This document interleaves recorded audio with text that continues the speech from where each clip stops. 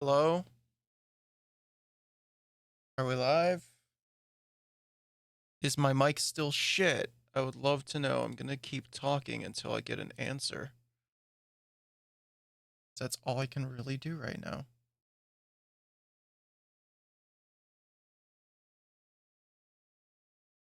Hello?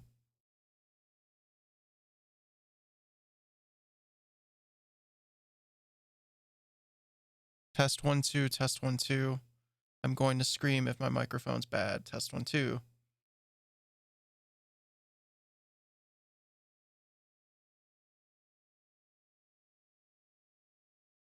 Sounds good, thank God. Music.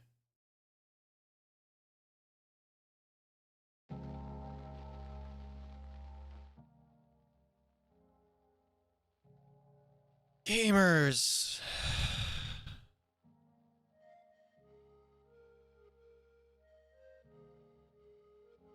This week makes me want to scream.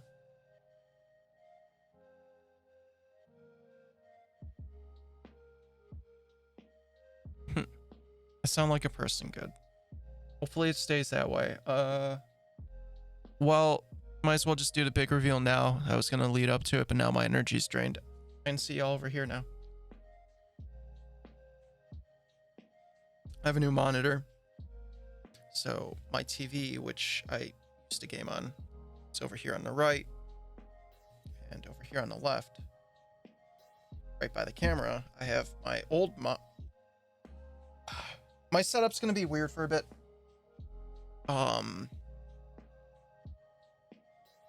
My camera right now is literally right in front of my monitor because for the life of me, I cannot get this on top of my monitor. It does not want to sit there at all.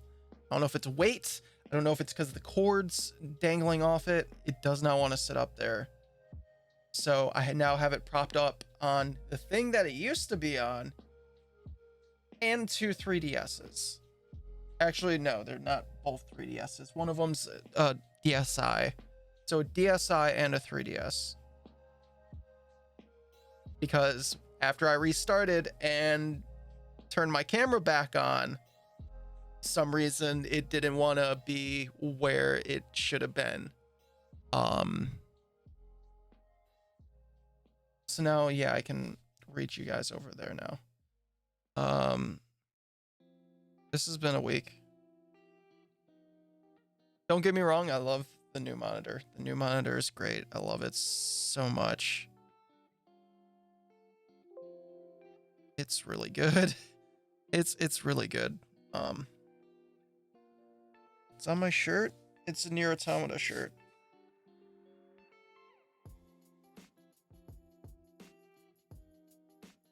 B9S.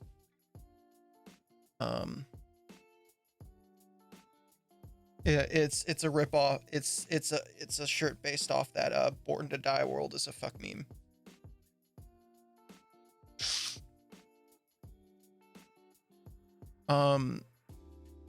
Yeah, to get across, I got this monitor Wednesday. And that was a struggle because Billy Kumahara, Ian, asked me to be on his stream on Wednesday. I was like, yeah, hell yeah, I should be able to. Not like anything's happening. My monitor decides, oh, we're gonna, you know how it said we're gonna ship it to you Thursday? And JK, lol, it's coming Wednesday. So I was like, okay, cool. It says it's gonna come between 3 and 5 p.m. Ian asked me to be on his stream at around 5. It should be fine.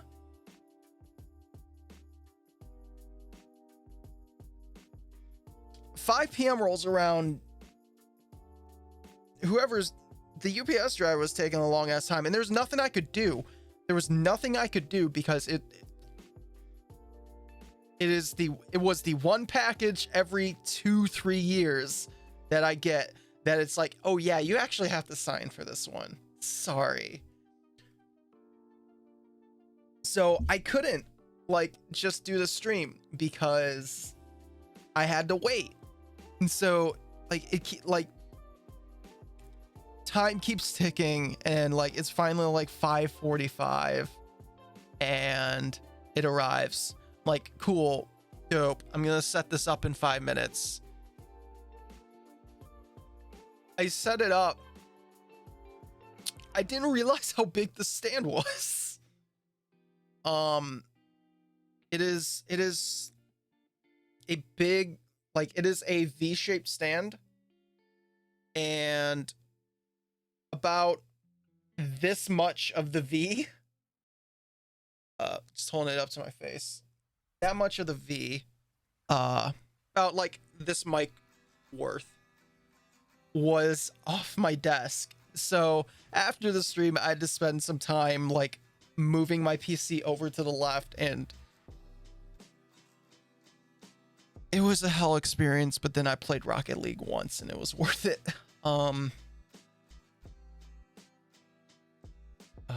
I've said this on social media, but basically I really want to go back a decade and punch myself in the face for believing the whole like the human eye can only see 60 frames a second, anything else is wasted comments that used to go around on the internet. I still think do, because I just played once and I'm like, no, definitely something's happening, because this looks fucking crispy ass smooth.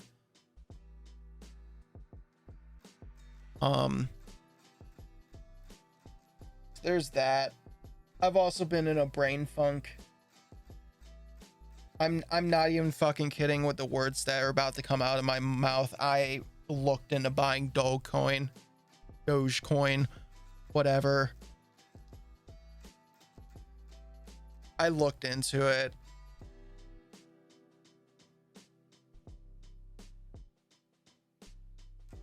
I didn't. I have not. But it just seems like too much of a hassle. I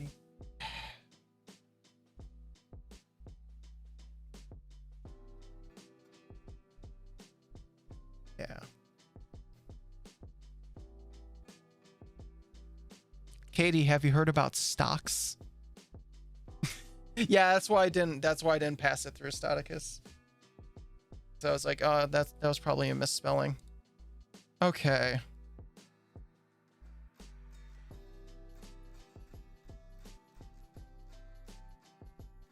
Yeah, Dogecoin is the ultimate stonk.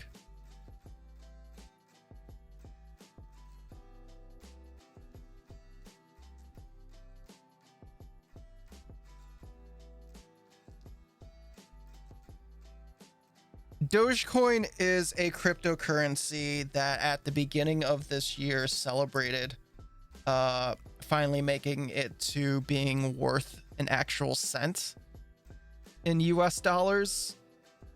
And now they're piggybacking off of the hype and everything around stonks to try and get that to $1. It's currently running at like 5 cents.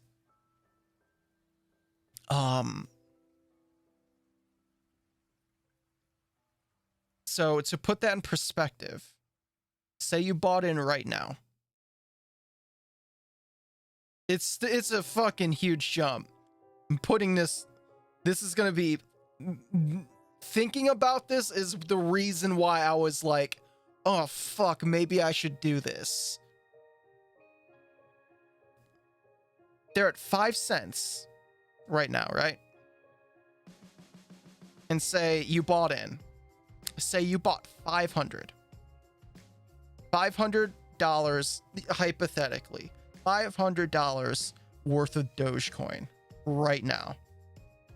And they actually hit $1. It actually hits $1. That 500 is now 10,000.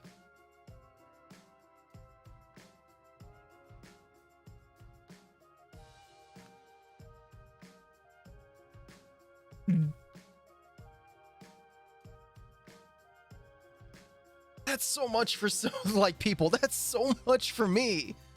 Like thinking like, oh man, collective action. I think they could do it. Then I looked into it and it's like, oh,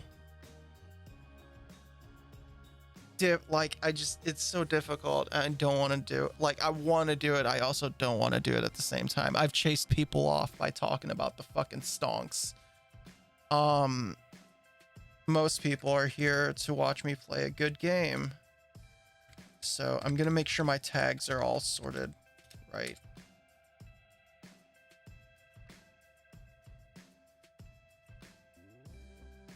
Of course not. It took off the LGBTQ and all that. So let me.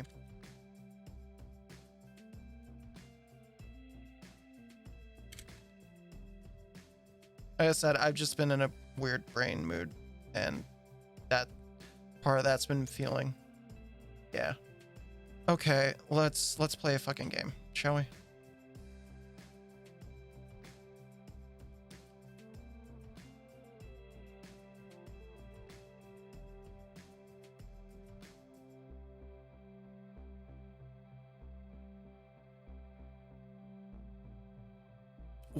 Okay, there we go. Studio mode, face cam, game capture properties, KRZ, go back to intermission so my stuff works right. Pause, and here we go. I'm gonna start by. Oh fuck! Oh fuck! I knew it! I knew it was gonna happen. 1 second. Fuck. 1 sec. Hit the screen. Thank you. So my new monitor is 1440p. I knew I was gonna forget. I knew I was going to forget that I would have to do this. We're gonna blank videotape. Also, I need to fix my cropping.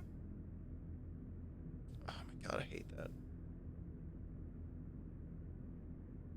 I want to fix it that much.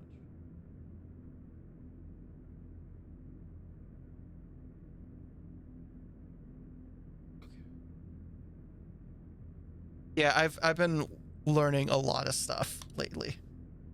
After getting this monitor, like I learned that to turn off VSync for Fuser, you have to go into the INI.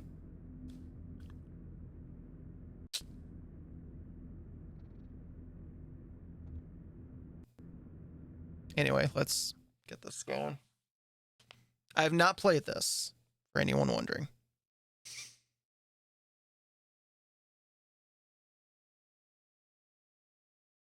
Ooh, I love oil.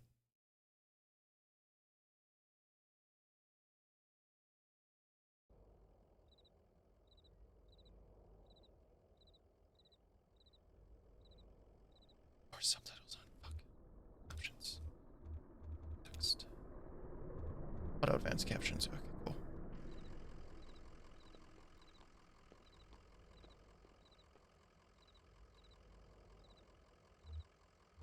Dog truck.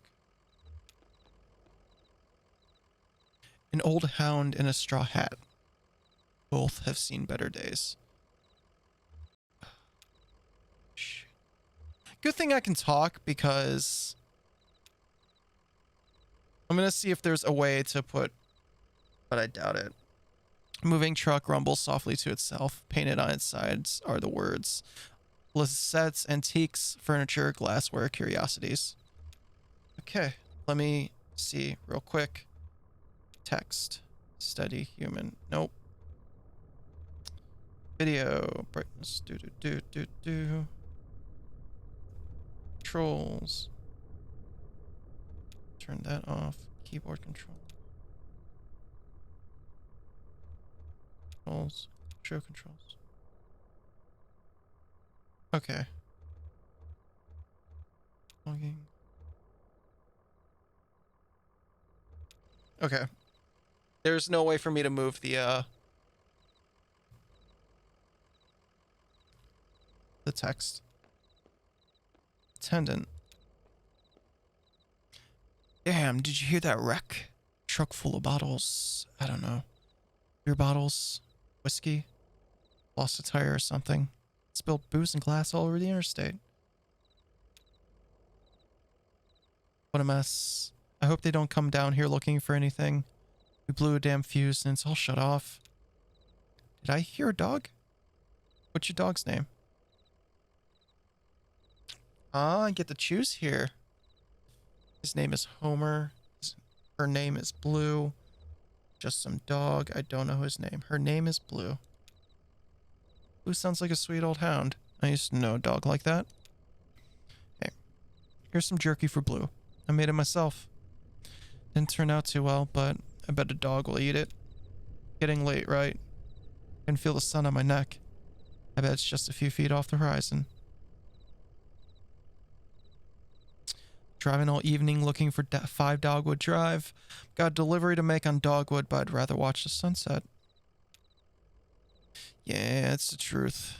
You have got to stop and breathe in that road.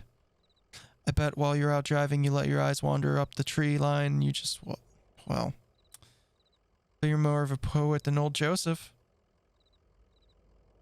Where's Dogwood Drive? How long have you been working here? Do you like poetry? How long have you been working here? I've been working here a number of years. It's pretty okay. You know, I have an advanced degree in a few publications. It's pretty okay here. Sort of game that I played and thought this is alright, kind of cool, I guess. Then hear Austin or Alex talk about it and say, oh yeah, missed all the subtext.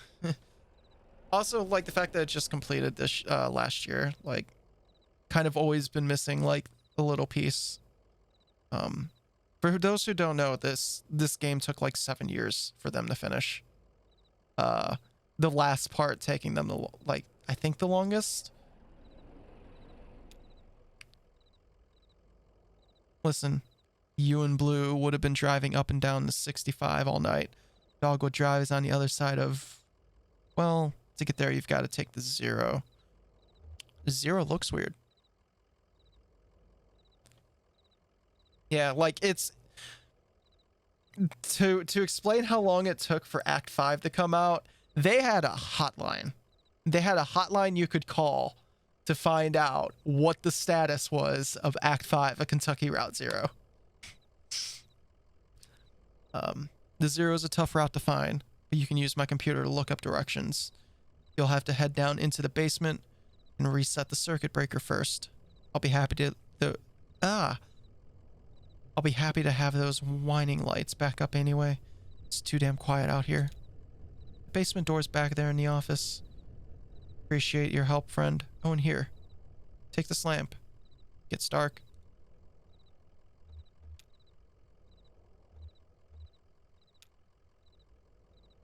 Joseph sits between gas pumps in a Queen Anne armchair. His hair is gray and his glasses darkened.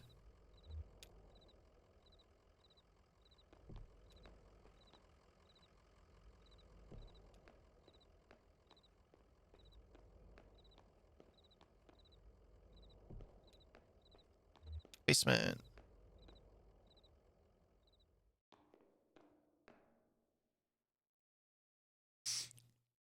So this is pretty much a point and click game. There's a sign down here. Like all I'm doing is using my mouse. A dusty, rusty sign is bolted onto the wall. These are the rules. 1. No open flames near the gasoline. No consumption of beer or spirits on the premises. In case of sudden darkness, do not panic. Relax. Count backwards from 5. Strictly limit time spent in the basement to fewer than 3 minutes of every hour.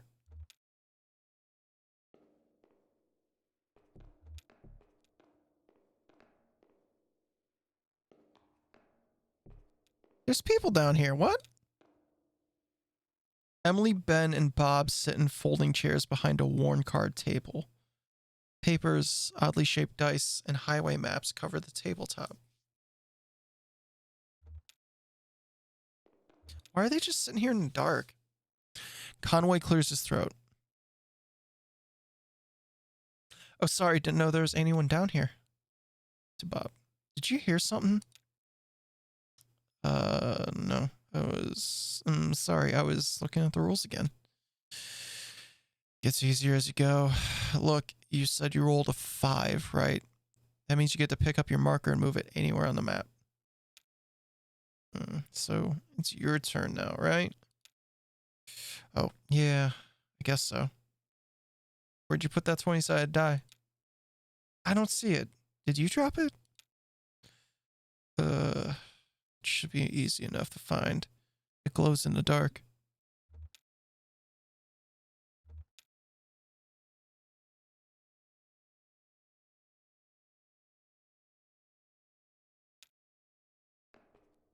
I think I know where it might be.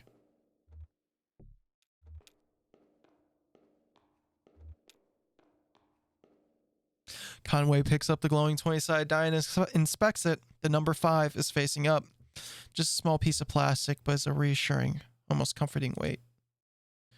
Places the object in his jacket pocket.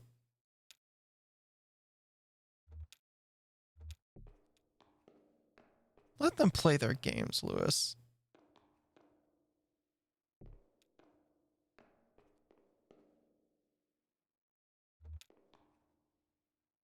Folding chairs are arranged around a worn card table. The chairs are empty, and the surface of the table is bare.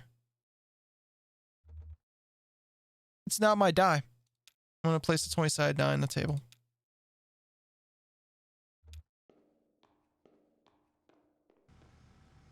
And breaker hit.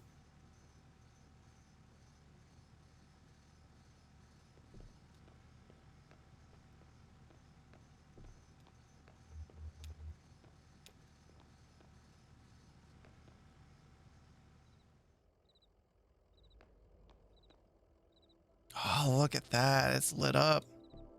Oh, we missed the sunset, though.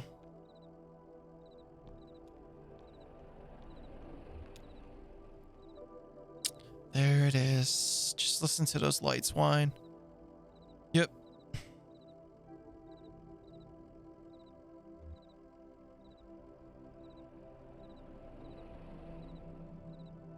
There are some people down in your basement playing some kind of game, but they're gone now. In the basement? Nah, I don't think so. Maybe that lamplight was playing tricks on you, huh? Well, strange things happen underground, especially in the dark. So, computers in the office, you're looking for Marquez. She knows her way around those roads. She'll get you to the 0. The password is... Damn. I usually just feel it out. Muscle memory, you know? It's kind of long. Kind of like short poem, I think. One of those short poems that really sums it all up. You'll figure it out.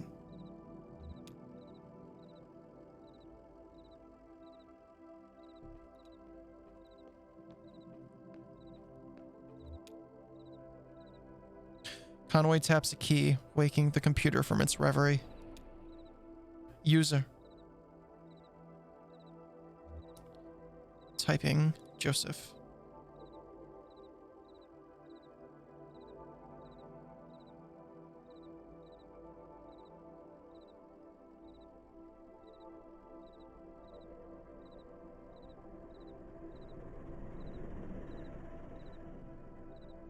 Also, I like how it's a subtle effect. I don't know how well it's showing off on stream.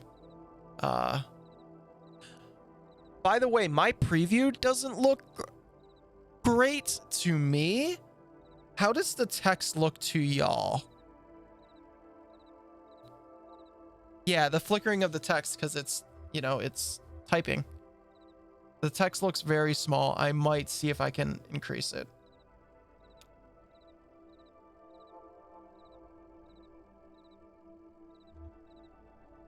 I talk and listen to him talking. It's late. Can't read it. Okay. It will only get later. Password accepted. How's it going in there? Figuring it all out? Sure you are. Messages. Address. Oh, wait. I can probably... Yeah, there we go. Text. Size. Lion. Y'all are lions. No. Lion. Remember.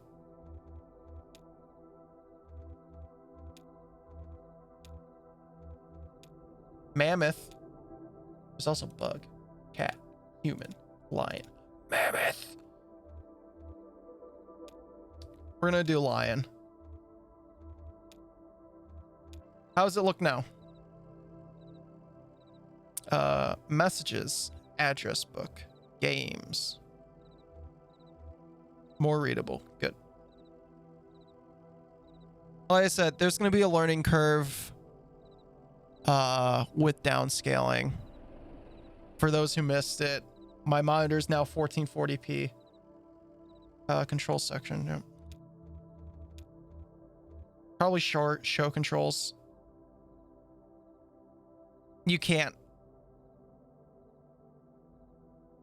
play with a mouse, keyboard. You can use a gamepad, whatever you've chosen to take the instrument in your hands and just sit and feel the weight of it for a moment. It's nice, right? That's right to your muscles.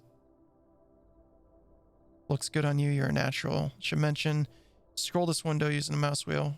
Okay.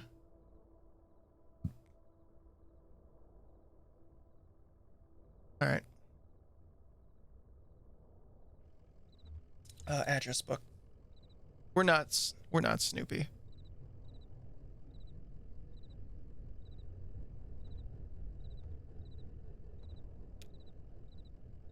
The 0 is not real.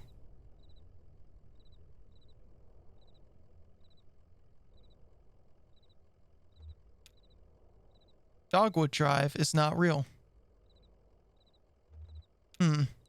Marquez resident, 100 Macondo Lane. Head northeast on 65. Then turn left as soon as you see that ugly tree that's always on fire. Look for the barn at the base of the mountain there. Can't miss it. Got it? Out there in Macondo somewhere, right? Yeah, that's it. Hey, look. While you were down there, I loaded that old TV of mine into your truck. Borrowed that thing from Weaver Marquez a number of years ago. Now that the power's all weird over there, I can't pick up anything but static and public access anyway. Gio's always more of a reader, but maybe she'd want it back at home. It's a nice TV. I want to play games. Games. Wait, messages. Message 1 is from Donald at hotmk.mail. Message 2 is from accounts consolidated.mail. What's up, Donald? Fragments dim of lovely forms. Joseph, I know it's been a while and I know you're still sore, but there's a whole world in here. We need your help to unmask it. Yes, the caves are cold and damp, and we are old and lame. Never mind, I can't remember why I even started writing this. Missed those days in the lab with you and our duo Lula. Maybe you found your own Xanadu. Well, so have I. End a message.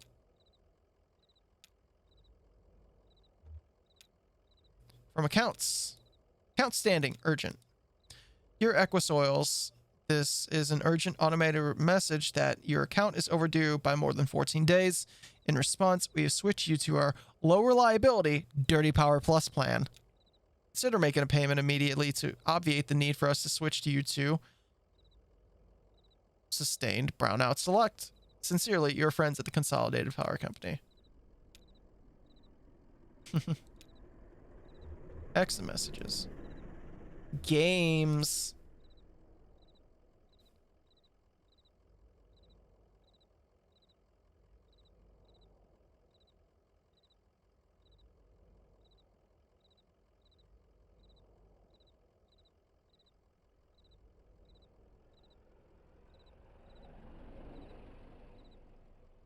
The fuck is this? How did that end up on my desk?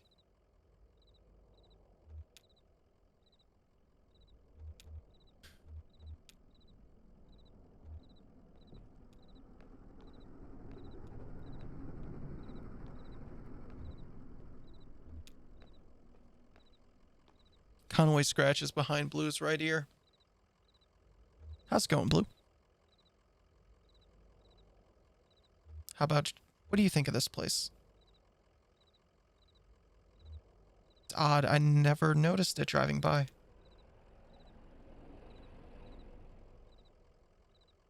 How about a treat? You know what? Let's save it for later. Take it easy, Blue.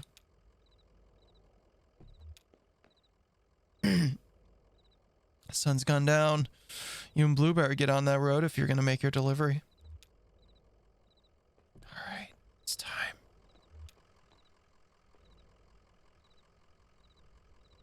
Conway gets back in the truck.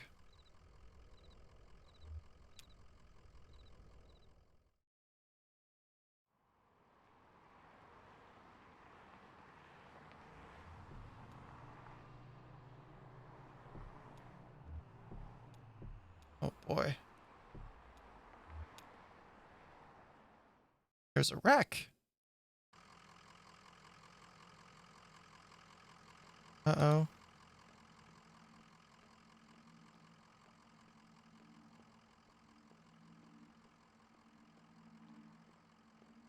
Are those coffins?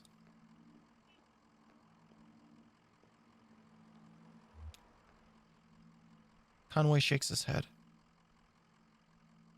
What a mess, huh? Do you think anyone was hurt? Looks like a tough one to walk away from.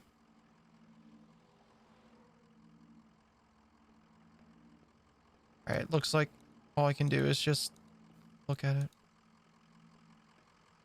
I think our dog might be a greyhound.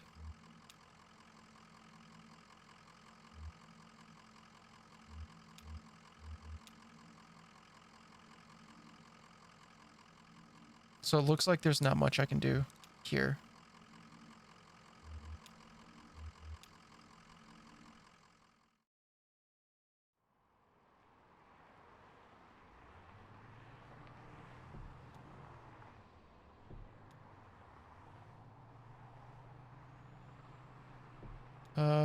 Don't like that.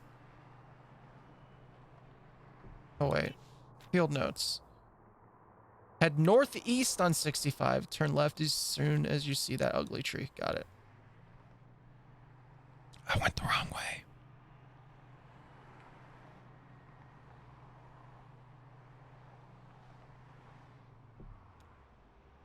All right. Ugly tree. A tall black oak burns on a hill above the road. Okay. Oh, there it is.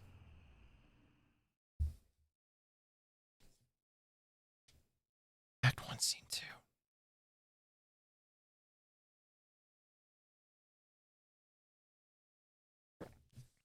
I love the word marks.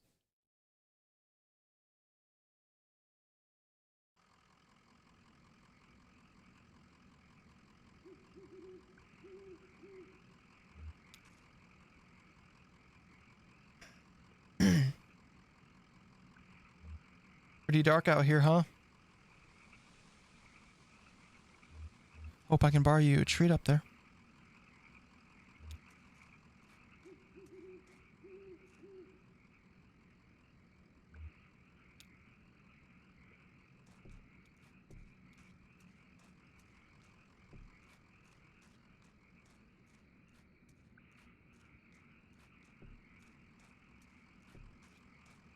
Okay, Blue is staying down there. Good. Graveyard. Family graveyard is set off to the side of the house. Headstones are inscribed with the surnames of the unfortunate. Nowakowski, Padilla, and Marquez.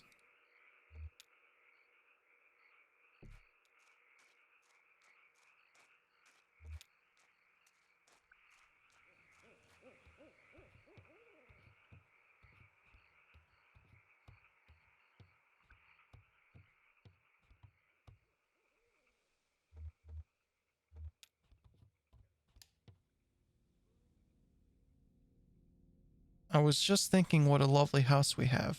Do you like it? Have you been here before? Did you happen to see an owl? I didn't see any owl. I know. I saw it out the window once. Big, ugly thing. All sound and fury. Well, it's gone now. There used to be another house here, but we had it destroyed. And we built this one. It was very expensive, and we got quite underwater. What do you do for work? Is it too difficult, or do you like it very much? I was once a mathematician. Are you looking for something in particular here? Drive deliveries for a small antique shop. I believe it's hard times for a small antique shop. It's hard times everywhere, even out here on our little farm. My parents stopped paying the bank a while back. I shouldn't even be here. But I just stayed. I have some notebooks. I'm only a little bored. I might prefer to watch TV occasionally. Actually, I have a TV here that I think belongs to you. Will you please set it up? Then I can explain to you how to get where you're going. The Zero. I know.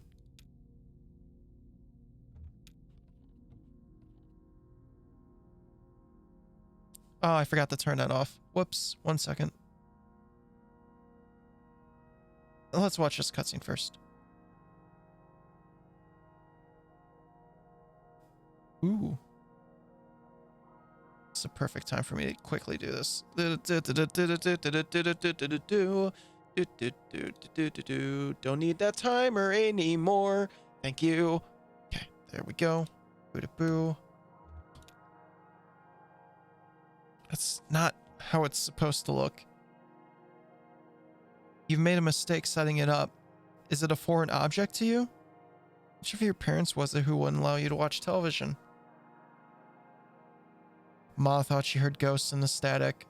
Dad thought it was radioactive. I know how to set up a TV. Ma thought she heard ghosts in the static. I know about that. She was ill, wasn't she? Mentally, I mean. Kind of distant. Fearful.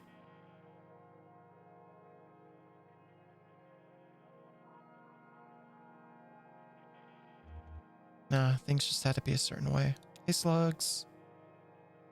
You have it all backwards. I'm not surprised, are you? You've been paying attention? I don't think you have. It's time to start paying attention now, Conway. Look closely at the television.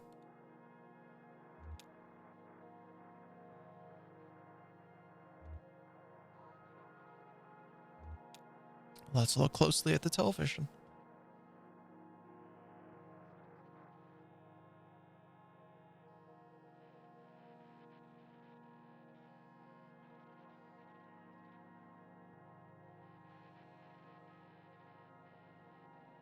Hey.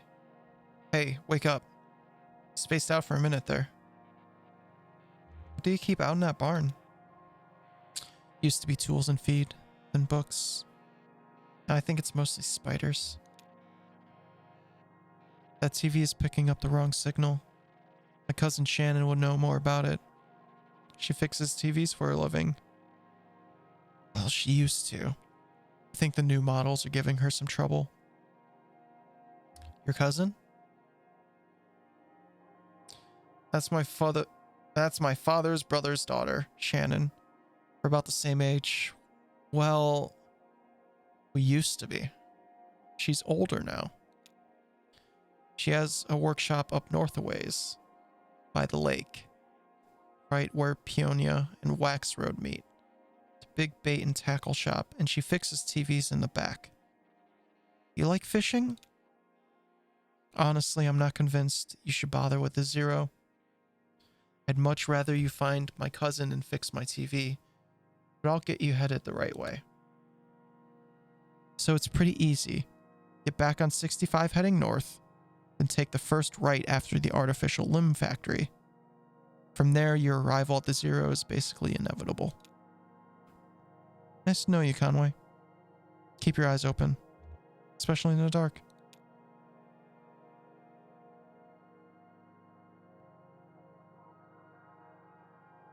Yeah, there's a lot already. This is only Act 1. There's 5 acts, y'all.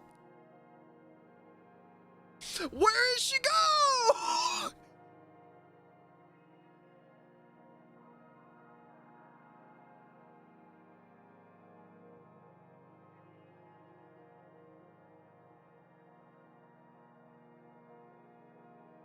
I have not played a single fucking cent of this.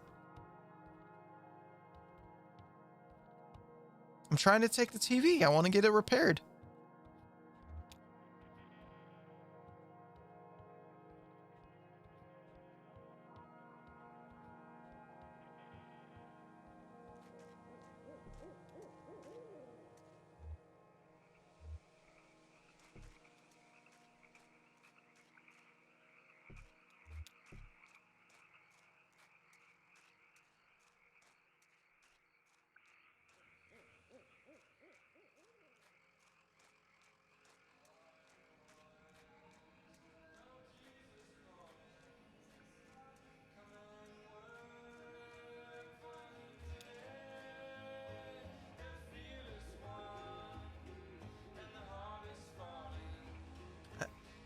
There's some horses out there behind the house.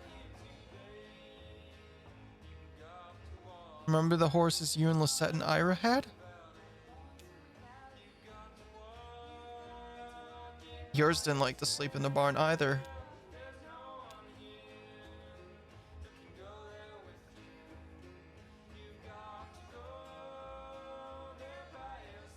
I forgot I was gonna apply some chapstick.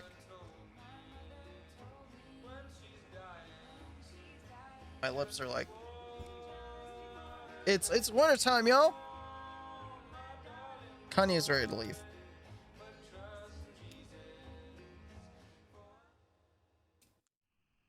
There we go. All right. Up north a ways by the lake. Right where Peonia and Wax Road meet.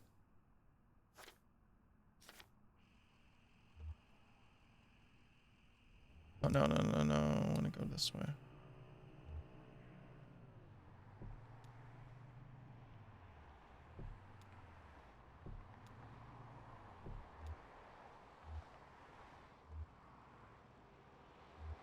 Let's check out the factory.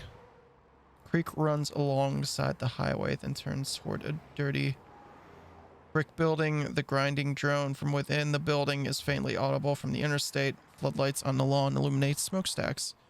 At the edge of the building's parking lot, a large sign, partly obscured by trees, reads, Mayor Artificial Limb Factory.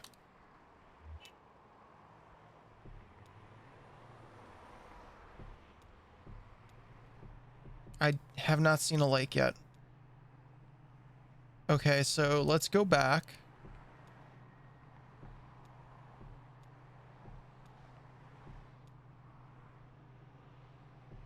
Right, where does it say to go? Up north a ways by the lake. So I think I have to go this way.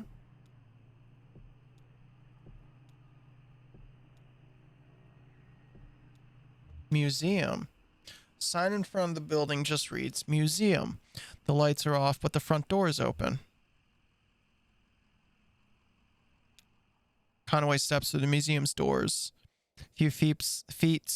A few feet inside the museum doors, the ambient sound of the highway drops sharply away. The room is cold, dark, and still. A book lies open on a table in the center of the room. An open hallway extends to the left. Large glass doors bar the path ahead.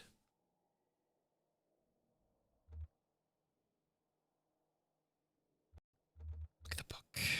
There's no title on the book's spine or cover. A three-word phrase written in pencil on the first page is smudged and indecipherable. First page, someone has left an ink drawing of a horse. Several dozen blank pages later, at the end of the book, is an elaborate ink drawing of a one-legged man working an antique adding machine, surrounded by whiskey bottles. Conway walks down the hallway to the left. Conway's steps echo against the hallway's marble floor and arched ceilings. Plexiglass boxes line the walls. The hallway dead ends on a darkened display case. The first box, just a few feet into the hall, contains an assortment of bird wings. Some are missing feathers. One large, brightly colored wing almost glows in the moonlight. The feathers are intact, but a piece of bone pokes awkwardly out from the tip.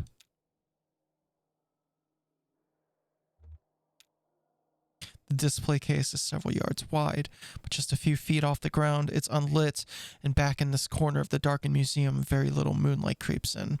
A gold-plated plaque on the surface of the case is a bit easier to read. It recounts a short history of fowl hunting in the region, and then speculates abruptly about the nature of addiction.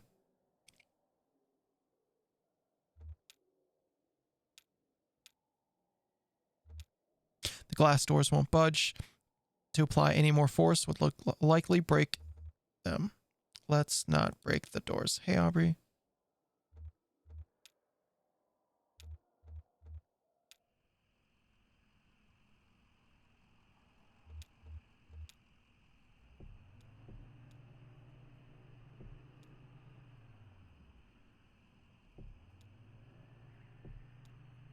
I'm just gonna keep driving north.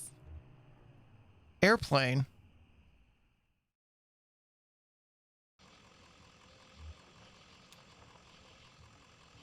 Two shirtless, shoeless men push a light aircraft along the highway. Occasionally, one or the other slips a bit on the sweating asphalt or stops to pull back his hair. The men are nearly broken.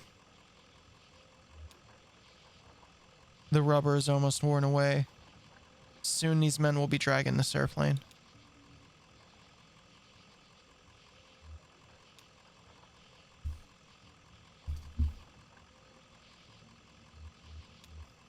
It's not time to go. Let's watch.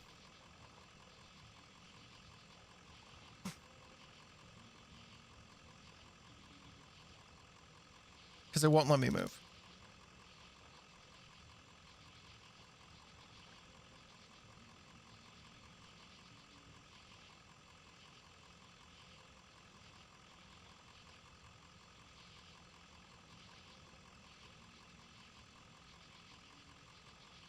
Question is, why are they pushing it?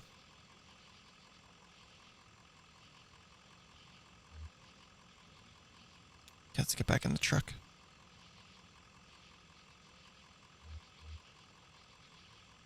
There's really not more to do here, so let's just get back in the truck.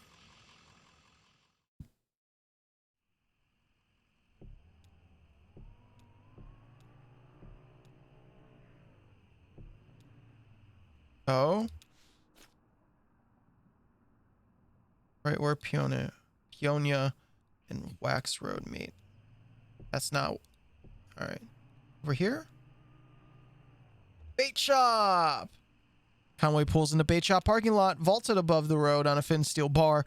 A handwritten sign reads, live bait, minnows small, and also large for stripers, night crawlers, chips, and beer. Green flyer hangs loosely from a bit of masking tape at eye level. To the shop's right, a dirt parking lot sprawls unevenly into grass and then eventually trees. That's true. Bait shop is open. Computer printed type in a bold font surrounds its clip art illustration of a TV set. The TV has eyes, arms, and legs. Its shoulders are slouched. On the screen is a cartoon expression of exhausted nausea. A hot water bottle rests against its wired antenna. TV repair. No model too old. Inquire within. We do not sell digital converter boxes.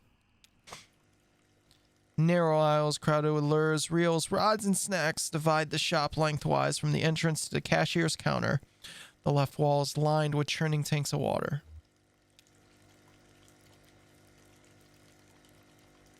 Conway approaches the tanks. The 3 metal tanks aren't labeled, and the water is too agitated to get a clear view of what's inside each one. The contents of the first tank are vaguely gray. The second is a muddy pink. The third is clear, but shiny silver flecks occasionally flash along its surface.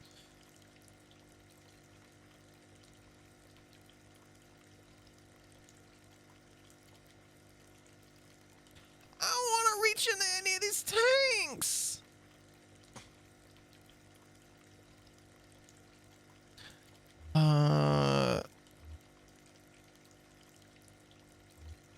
Where should we take a dip, y'all? First, second, or third?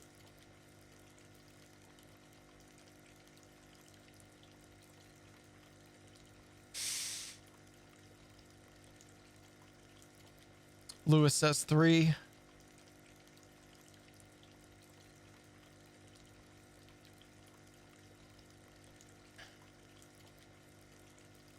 Aubrey says 2.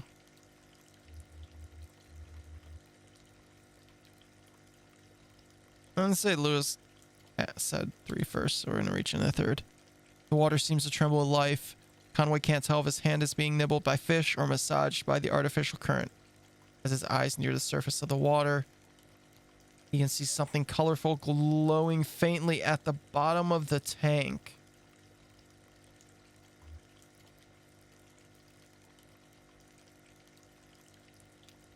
A tremor spreads from his elbow out to his fingertips and up to the base of his shoulder. His vision flickers. The water is running warm under his skin now. He has the sensation that something is about to snap. His eyes close. He lays on a rooftop, new shingles rough beneath his back. Swelling in the noon sun, he is exhausted. They must have started before dawn. His legs are sore from holding stable on the uneven surface, his wrists from breaking old sealant, his fingers from carefully lifting shingles to hammer down new ones. His boss, Ira, yells from the idling truck below. He shades his eyes with his hand. Beer would be good. It's barely past noon, but he's worked a full day already. What could the harm be? Maybe a shot at the counter, just to get his eyes open. Then a beer. He could offer to drive into town for lunch. Stop at that place on Cumberland. Cashier pushes Conway roughly on the shoulder. He's been talking, yelling maybe, but it's all an echo now. Conway looks up, his neck stiff with pain, his right palm still tingling. The cashier points to the tank, then above it to a few holes torn in the wall, nail holes from which an electric sign has come dislodged and fallen into the water. He helps Conway to his feet, looks at him pitifully, and returns to the cash register.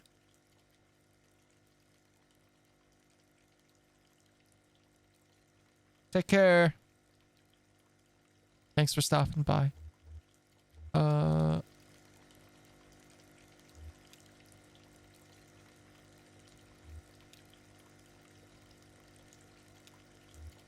Okay. Conway's fingers slip through something fleshy but inert. The sensation is nauseating. Conway reaches deeper into the tank. As his elbow passes into the pinkish mesh, he realizes he's about to be sick from the smell and pulls away.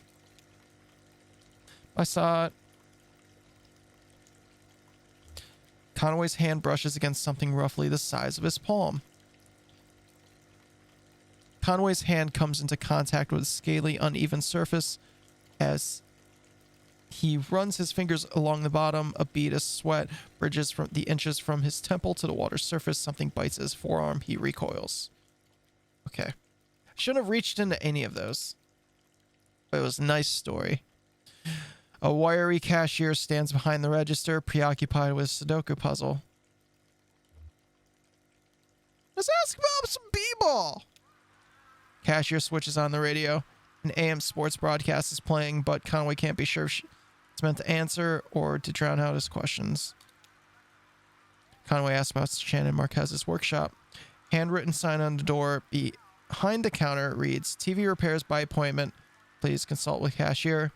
Cashier knocks a few times on the door and waits, occasionally glancing at his puzzle. After a few moments with no answer, he notices a smaller note written on the sign, reads it, then points it out to Conway. Weaver, I got your message. I've left for the old mine.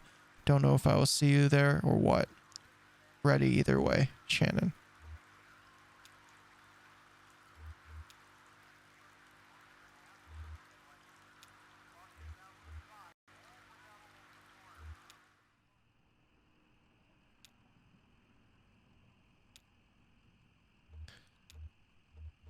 Okay.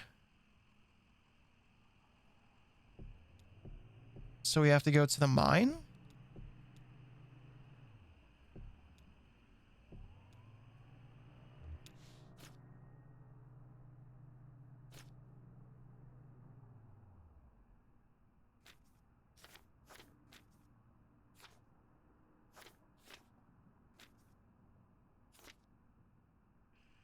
I wonder if I could probably just like go around and search here.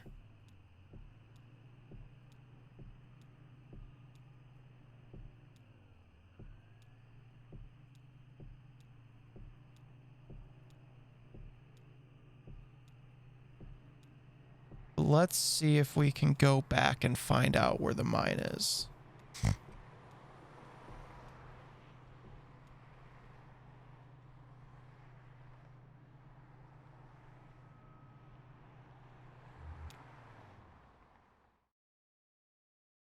Wonder if our friend would know.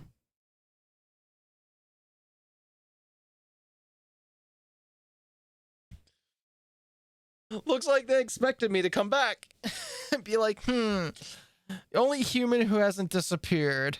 Wonder if he would know where the mine is. Hello?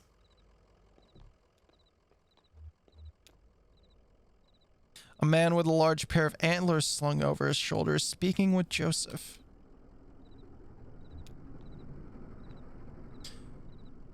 And that's only a few miles outside of Hodgenville anyway. I don't think you could do much better for accessibility. And they got that new gas station if folks get lost. Maybe they should feel lost, Joseph. Just as lost then as we are, always already lost. Just like poor, itinerant Silas, wandering the road, looking for a home. Well, that's a way to look at it, I guess. Conway. Well, hello! I heard that old truck rumble on up. That was Blue. Say, maybe you can help this fellow. He's looking for a venue is how you said it, right? Sure, I have an old friend who runs a bar and they've got a real big stage. No, can't be indoors. Impossible. I'm obliged you'd stop a moment to help me work this through. Let me explain my charge. I've dedicated my last 12 years to the design and orchestration of my life's great work, a grand, broadly experimental theatrical adaptation of The Death of the Hired Man by Robert Frost. How do you mean experimental? Well, trauma is really my second love. My higher calling is pseudoscience. Yep, pseudoscience. Pseudoscience is the eternally fruitful marriage of whimsy and process that has yielded such poetic specimens as astrology, phrenology, canals on Mars, and homeopathic medicine. I hope I have the time to explain how my pseudoscientific theory poetics find expression in this play. But now I'm in a delirious rush. The event is to be performed tomorrow morning, just before dawn. But in the spirit of tragedy, our venue fell through at the last moment. I've been out all day driving the highways looking for a replacement. Eyes fastened to the landscape, like a hawk scouring the field. So like a hawk, in fact, that I failed to keep an eye on my gas meter. I'm here waiting for the tow truck to bring my car so I can get back at the task. What kind of venue are you looking for? Somewhere outdoors, somewhere intimate, somewhere tragic. If you have the attention to spare on your drive, I'd be grateful. Well, here you are.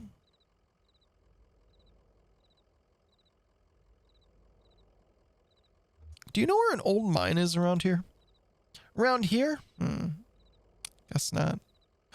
Oh, unless you're thinking of the old Elkhorn mine. That's over northeast of here on Hardyville, but you can't get in there anymore. It's all fenced up. They had an accident.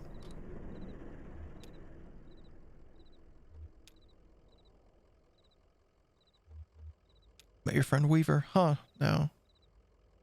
You say you met her? She was there? Just for a minute, then she left suddenly. Okay. I guess she had somewhere to be. I wouldn't take it personally. It's good that you met her. I knew the Marquez family years ago, when Weaver was a young girl, and her parents were studying local folk songs. Smart family. Well, some of them are smart, and the rest are wise, if you know what I mean. They hit some trouble a while back, and it kind of tore them all up. But you know, everyone hits trouble at some point or another. Well, not everyone, but most of us do. Hey, if you see Weaver Marquez again, Tell her I'm sorry about her aunt and uncle. And I hope I'll be seeing her soon. Many thanks.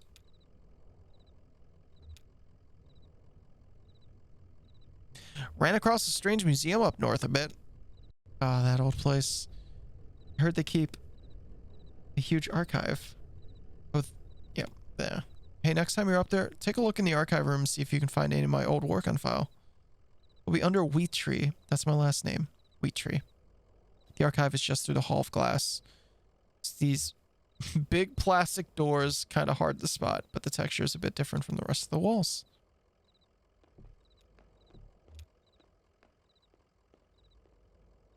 Here I am.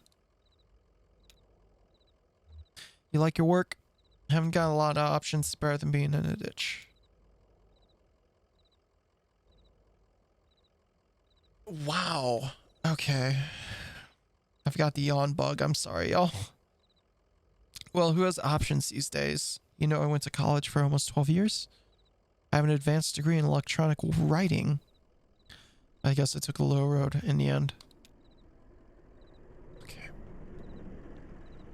So we have to look for a good outdoor venue.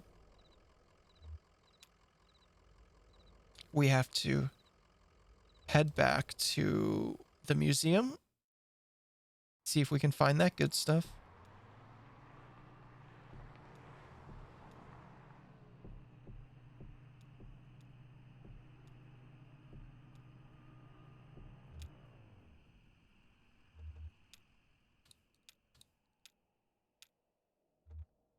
I'm gonna have to force through the doors.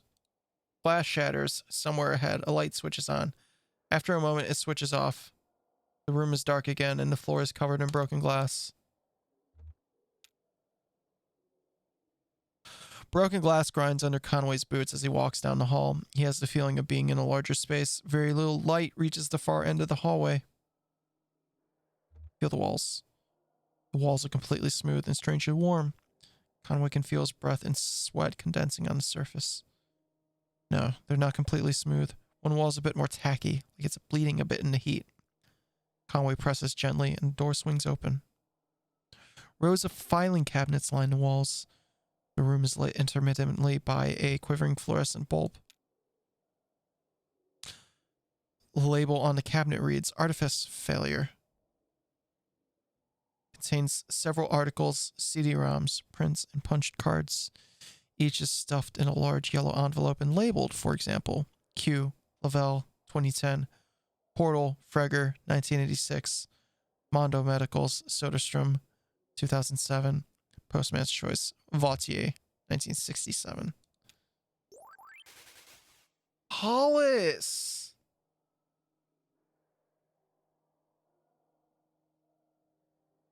God. Gifting 7 subs to the community. Those subs went to Tiny Slugs, Haunter9X, Rock Obster, Fake Goth for Life, Mooney VG, Juso, and Dolphin. Welcome to the FM, y'all, and thank you so much, Hollis.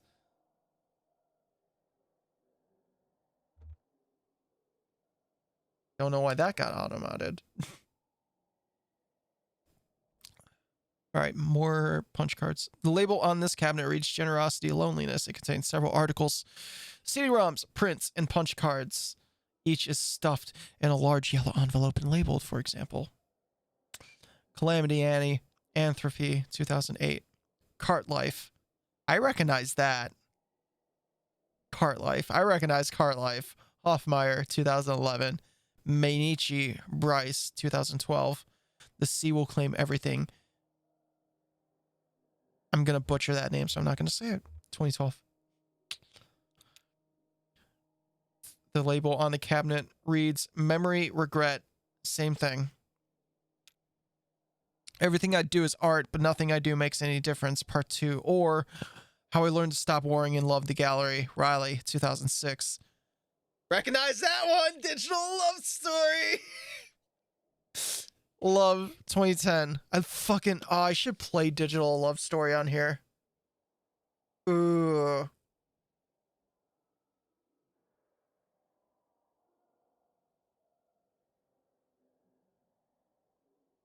If you have not played it, it's a quick game. Digital Love Story fucking rips. Like, straight up. Radiator 1-1, Polaris by Yang, 2009. Brace by Kopaz, 2012. The Cat in the Coo, Princeton, Alanajad, 2011. These are all games. These are all, I believe, like very indie games. Like I'm starting to recognize some stuff.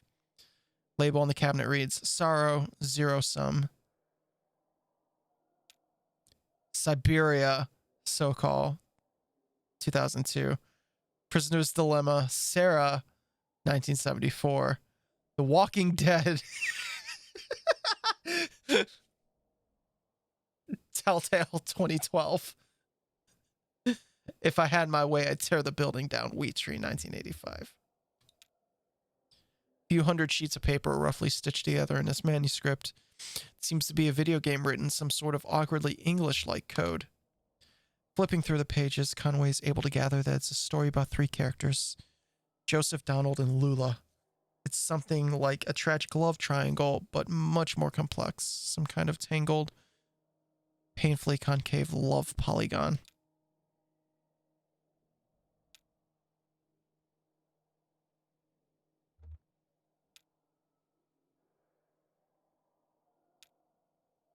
I'm not feeling the floor. The floor is covered in glass. Why would I touch the floor? Okay, drive away. All right. Let's look at our field notes. Shit.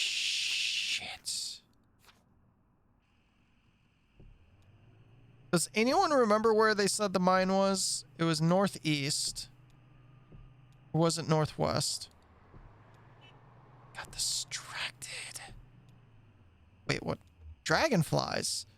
Truck jerks toward the shoulder, nearly run off the road by a swarm of dragonflies. Their wings beat briefly in the headlights and disappear into the night. The dragonflies vary their pace. As the truck approaches, they scatter. After a minute or two, Conway can hear a swelling whine to the southeast.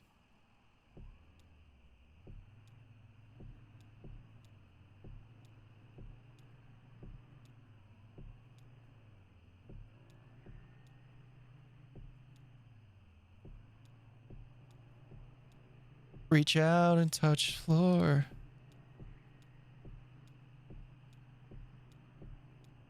Well, I went southeast and there was nothing there. Oh, this must be southeast, I guess. The truck pulls up to the house with an intensely bright porch light. A cloud of dragonflies swells around the light, darting, hovering, turning at right angles. There are no lights on in the house. Stencil on the mailbox reads 2880 Beaker Boulevard in below, written in marker. No solicitors. I work for long hours and retire early. Okay.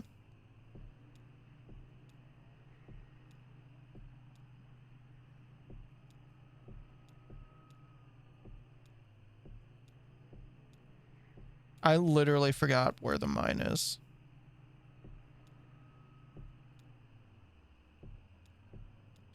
I doubt they're going to tell me where the mine is again.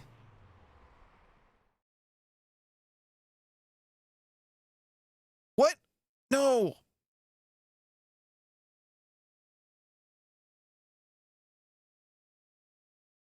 Fuck.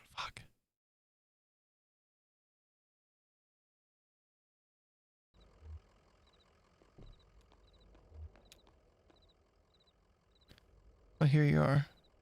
Where did Mr. Carrington go? Oh yeah, his tow truck came, so he gassed up and left. He's awfully proud of that car. Guess he's back out looking for a venue. He said he'd hope to run into you again, though. Maybe we'll hear about it on the radio. I'll keep an ear on it for you. Found your game in that museum's archives. Yeah? If I had my way, I'd tear that building down? They still have that? Well, damn. You know, I think that's about the best thing I ever did. Nobody's played it. Someday I'll have to tell you about my friend Donald.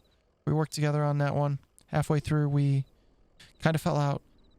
So that's why the game ends so weird. You know, one day I'll have to tell you about that. Address book, maybe. Well, that would be great.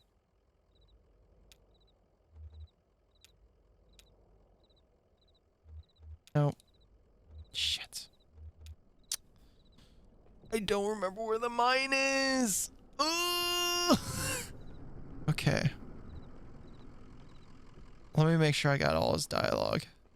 I think I have. Yeah.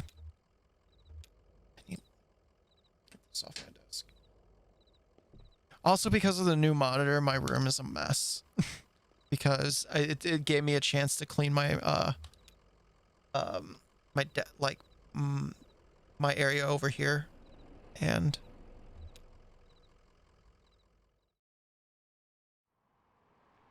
because of that, I've moved a lot of stuff.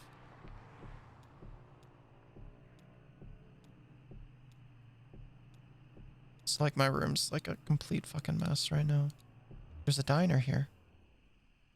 Diner doesn't appear to have a name. A vinyl banner slung above the door simply reads 24 hours. It has one window behind which the blinds are tightly closed. Try the door. Door swings open easily. A bell rings nearby. The interior of the diner is pitch black. Wait a moment to adjust to the darkness. A bit of errant light from the nearby highway creeps through the open door, and gradually Conway is able to make out a few figures inside. Two old men in trucker hats sit in a corner booth with a checkers board set on the table between them. A young woman standing behind the counter in an apron must be a waitress.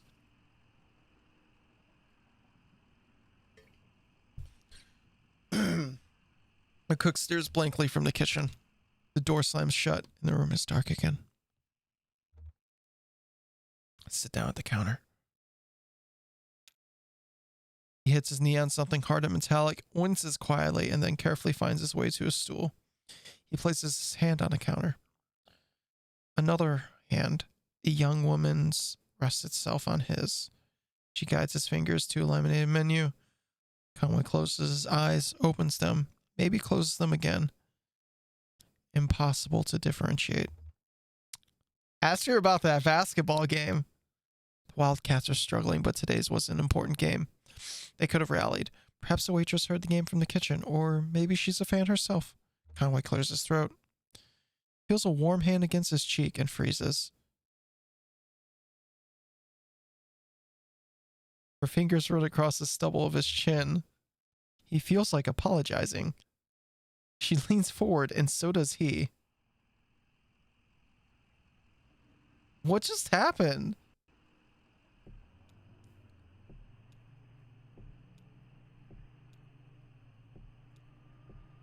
Game got horny. What? The exterior of the Barren River rural. Barren River rural. There we go. Got it second time. Electric Cooperative Corporation is a dingy beige sprinkled with fading graffiti. Front door hangs open from a broken hinge. The windows are dark. The windows are too dirty to see anything inside but a few dim shapes. Furniture, maybe? Or livestock. The room feels empty with no furniture other than the built-in front desk, host to a disconnected telephone and a few empty beer cans. Meandering lines of color have been spray painted along the walls. Behind the desk, a hallway leads into darkness. Pick up the telephone. There's no dial tone. The phone is disconnected. Listen closer. The phone pressed close to his ear. Conway can hear a thin, quiet roar, like the ocean or the highway. The hallway passes several smaller office doors. It quickly disappears into darkness. Something is glowing in the distance, barely. Try an office door or two. One of the office doors is still locked. Another has been broken open, the door handle bent awkwardly inwards, embedded in the wood, but it's jammed against a filing cabinet. Closer inspection through the crack in the door, the whole room is filled with filing cabinets and other disused furniture. The hallway passes several smaller office doors, quickly disappears into darkness. Something is glowing in the distance, barely. The door at the far end of the hallway is tightly closed, but a warm glow bleeds in from its edges. The handle is loose, and the door swings open easily. The hallway fills with warmth, light, and the smells of smoke and coffee. About a dozen men and women sit around a campfire in the middle of a large room. Cubicle walls have been cut into pieces, some leaning up against the walls and some arranged into stacks of firewood. One of the women waves to Conway and offers him an empty chair. It's missing wheels, but it's comfortable and easily adjustable to his height. Someone takes a pot hung from above the fire and pours coffee into a styrofoam cup. Conway accepts it. They all return to watching the fire.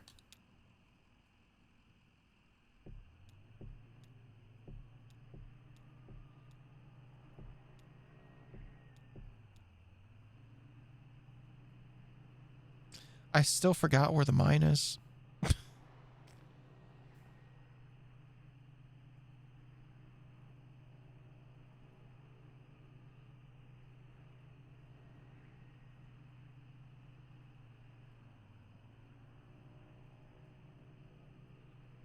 No, not yet.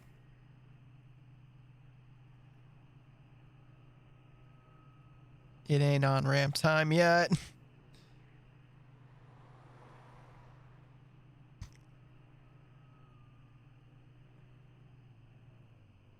Yeah, I'm just gonna drive where I can right now.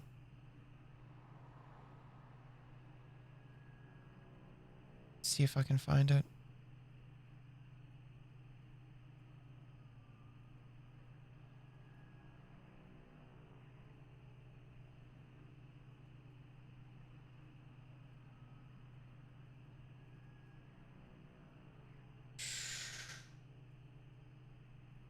Because like I said, I literally forgot where they told me to go.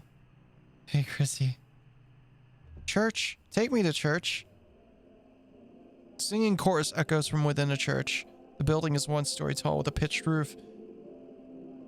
Northeast? Okay. And a 3-story spire rising from the front. The top section of the spire, made of stained glass, interior light illuminates the pines in red, green, and blue. A large LED display glows in the parking lot. Light of the Last Great Awakening Baptist Church. Listen. The muffled chorus drones as steady volume, repeating the same 2 verses without rest.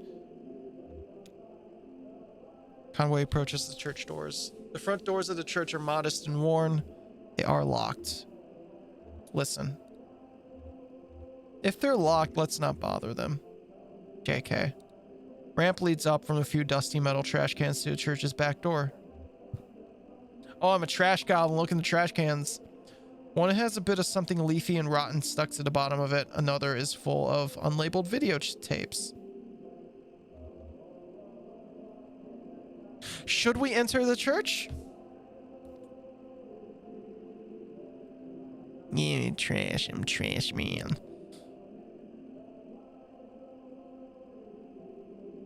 Love the trash, baby. Love the trash.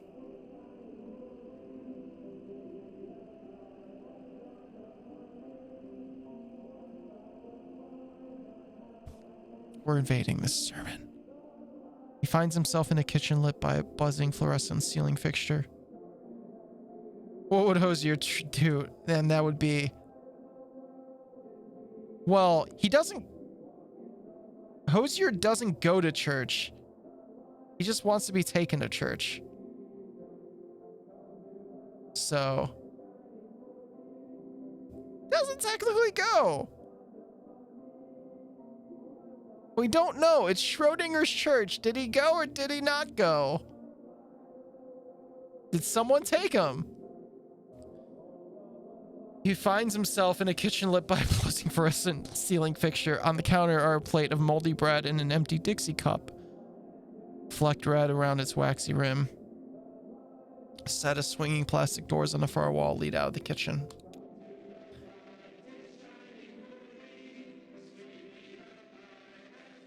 Vacant pews sprawl unevenly into the church. A small raised stage lies to Conway's right, bare except for a tape recorder. The tape recorder's power cord runs into an outlet near Conway's fleet.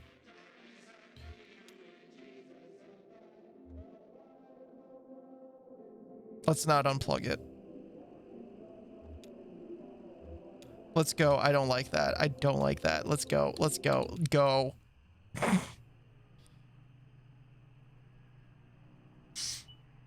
Okay, so northeast.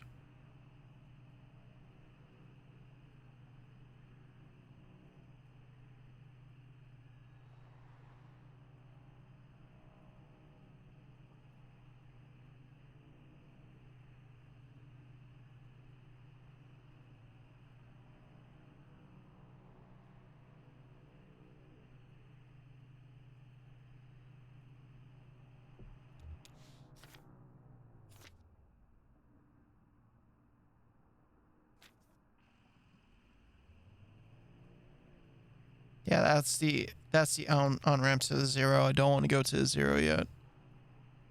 Really do want to find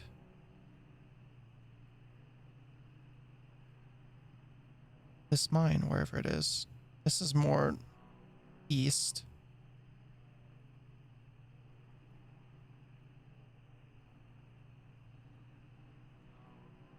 Fuck.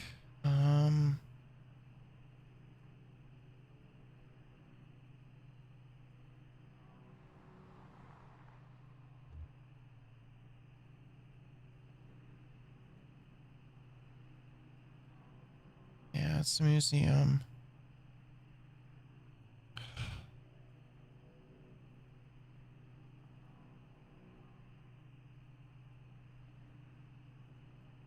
I hate that my brain just like completely threw out this info. Probably because I was expecting it to go into field notes, but then it didn't go into field notes.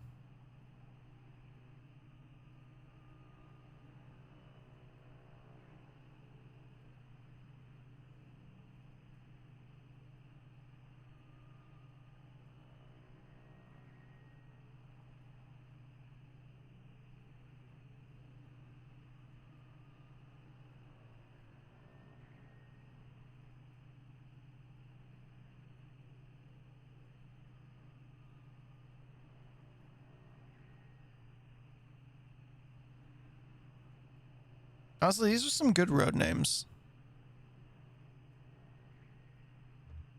That's the bait shop.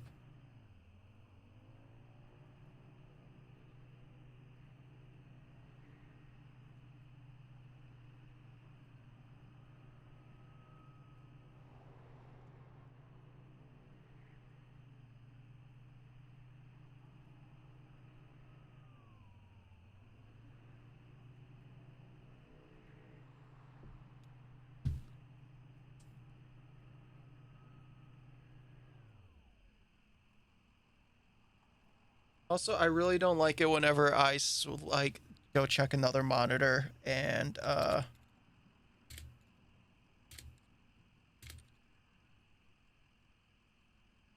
my screen's flashback with this new one.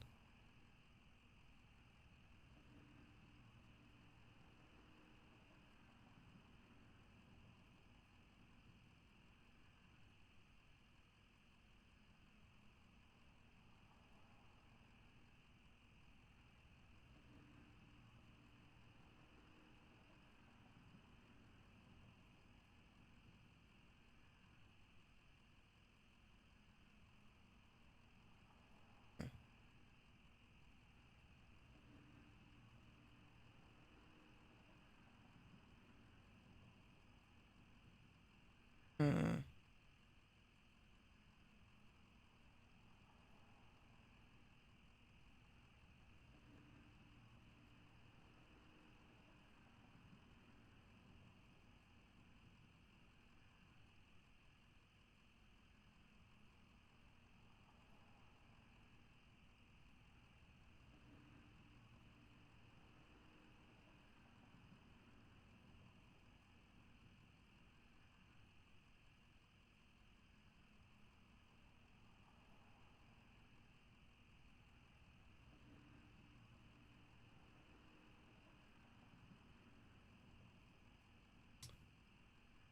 The on ramp is the. Oh, okay, okay.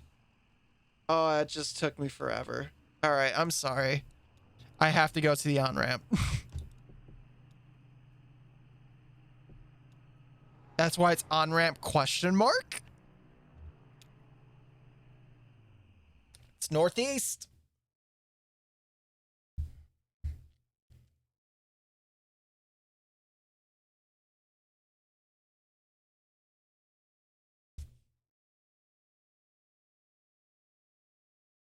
At least we got to like engage in some cool stuff.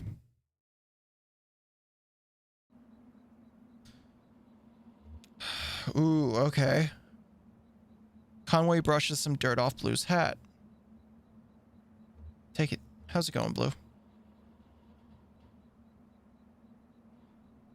Hey, you got something on your hat. Got to see a fucked up church. Can't complain about that. Been digging Lisette's flowers again? way Ira used to yell at you, you'd think he was losing his mind.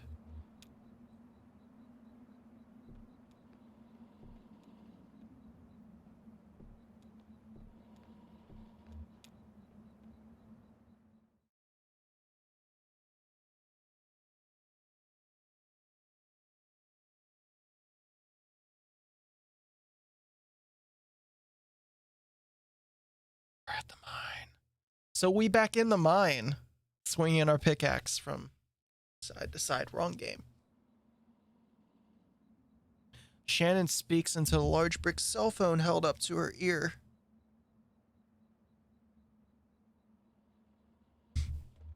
It's $200 for 2 weeks. Yeah, it is kind of is an emergency. No, it's fine. I'll figure it out.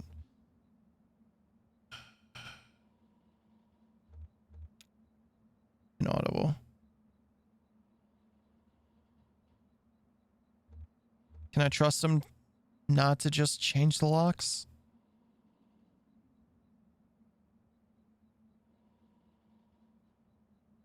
Yes, and I appreciate that, but... Okay, talk to you tomorrow. Love you. Shannon hangs up the phone and puts it away.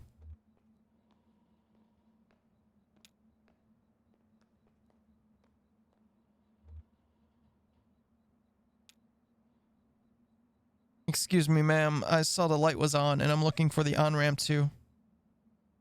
You believe in ghosts? Well, let's see.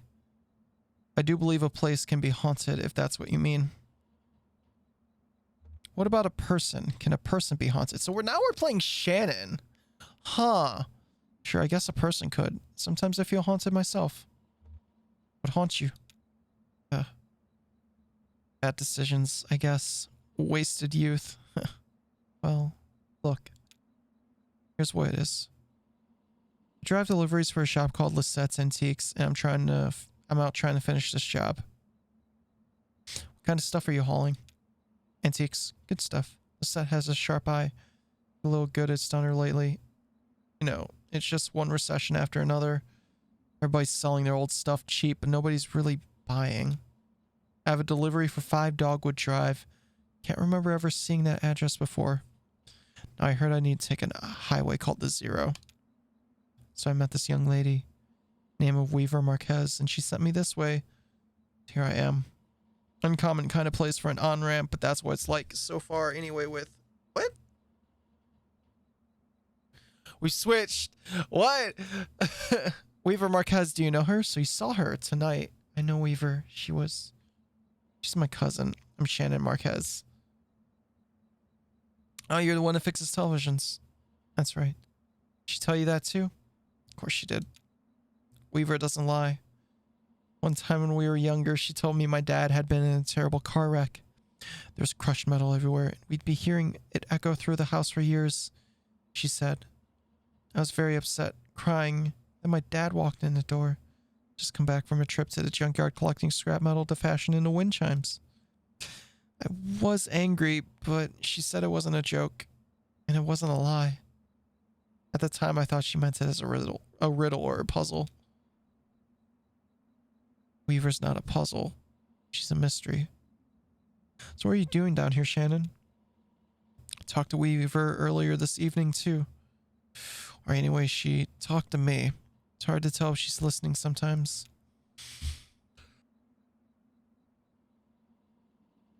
Weaver told me I had to come down here to the old Elkhorn mine. She said I'd find something I've been looking for. Where did you see Weaver? What are you looking for? At my workshop. She just appeared. Hadn't seen her since a long time. It's not such a bad thing, you showing up now. All told, I'd rather not go down there alone. Your dog should stay up here, though. There's no place for a dog. This is an old mine. Runs pretty deep and tangled. If we're going to go down into it, find your on-ramp and whatever else, we gotta keep our bearings. I don't want to get turned around. Got some gear here to measure conductivity, frequency response, stuff like that. Maybe we can find a way to put a signal out ahead. Do some analysis and figure out what kind of topology we're up against. Topology. Okay. Topology. Science of continuous space, my friend. The way this twisty maze of passages fits together.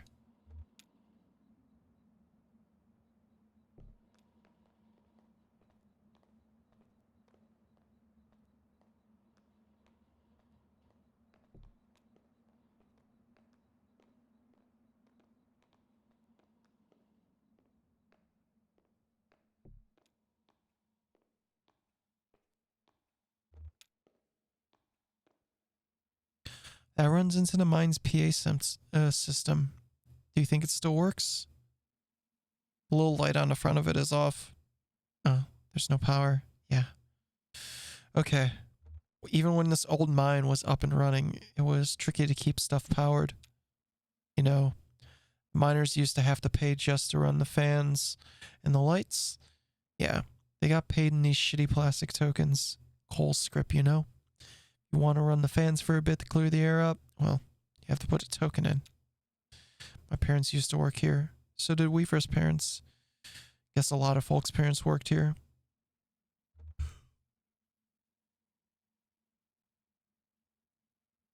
Can we power it up? I might go pour me some soda. See if that wakes me up. I don't know why I'm yawning so much. I'm not tired. It's just like it's hitting me out of nowhere. I bet we just have to free up some power for the PA system. Everything is rationed. Here, set up that lamp of yours and I'll go and plug those ceiling lights.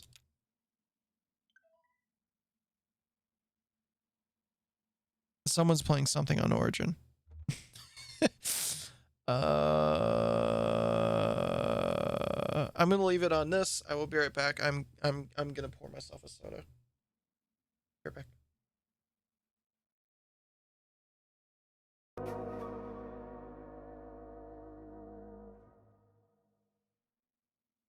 And we're back. Now I have a soda.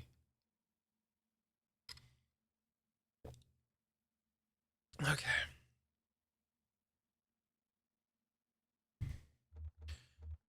All right. Conway clears his throat nervously. Conway tries to think of something clever to say. Conway fidgets with the change in his pocket. That's what I would do. I heard the speakers back here crackle a bit. It's on now, right? Try setting something into the mouthpiece. What? Okay, I hear you.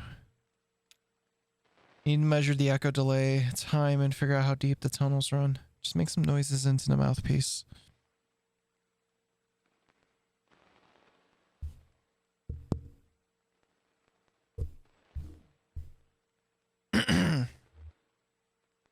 Which one of those did y'all like?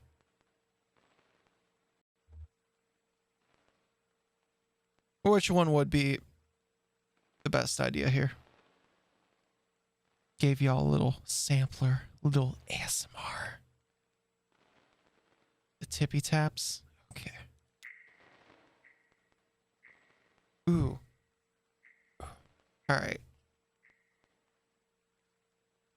Okay. Let's try all these out. I think this is gonna be awful. I apologize.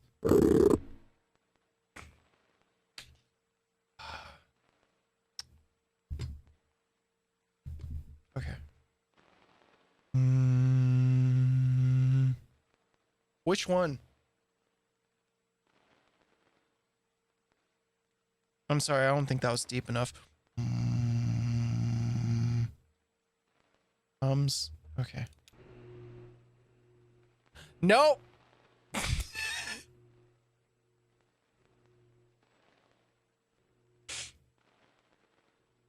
No. I'll do 2 and 3.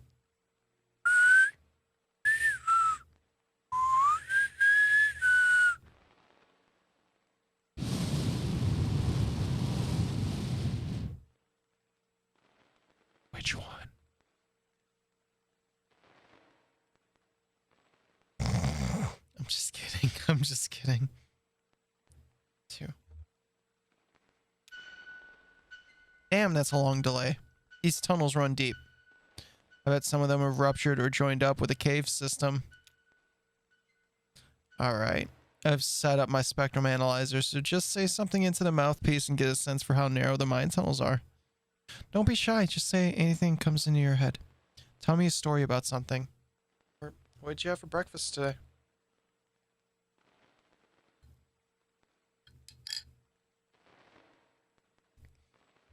Here's a story.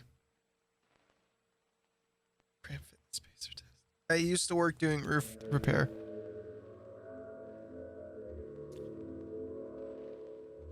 We even fixed up a church roof once. It seemed like a big project, but doable. But then a thunderstorm hit and it was too late anyhow. Got it. Looks like the tunnels are pretty cramped. Yeah. Low ceilings. Hope you're ready to stoop a bit. Yeah. Probably used to it. One more test. Just need to know if the air is breathable or if it's too thin or too dense. Just sit real close to the mouthpiece and breathe. Okay. I'll measure the resonance of your breath with the air in the tunnels. Just try to relax. Try to breathe naturally.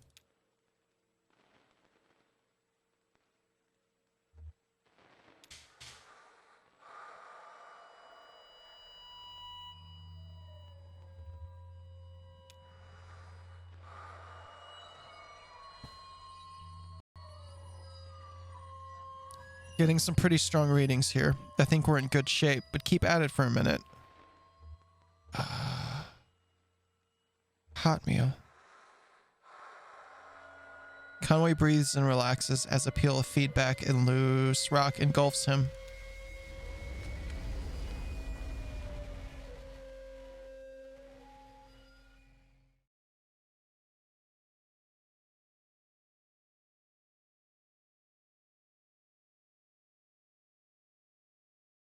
Uh-oh.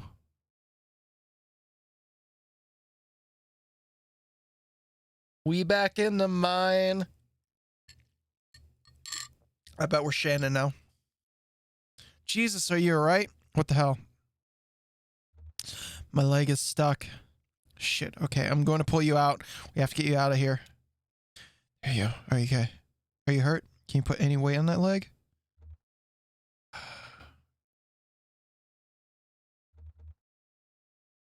This is important. Do we possibly want to walk around this game with a limp?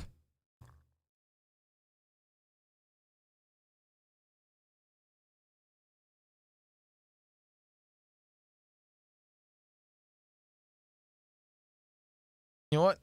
I'm gonna make the decision. I don't think. Nah. Just try to stand up. Careful. I'm right here. Damn. Don't worry. I've got you. That leg is in bad shape. Oh, no matter what, the leg's in bad shape. Here, let's get you onto the tram. There you go. Now, let's see if this thing has power. Okay. There's some luck, right? We should be able to ride this tram right out of one of the auxiliary exits, if there are any. I think there are. What about Weaver? We'll just find the exit and then figure out what to do from there. That's our first priority. So the controls are over on your side. Let's get moving.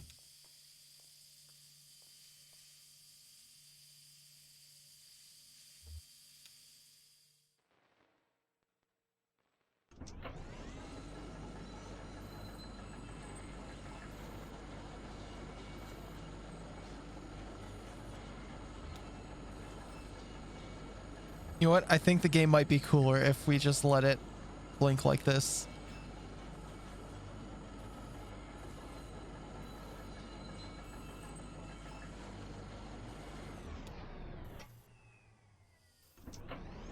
Nothing there.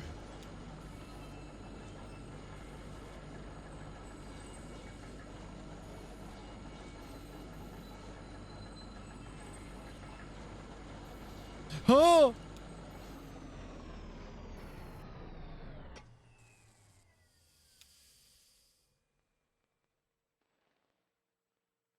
Oh!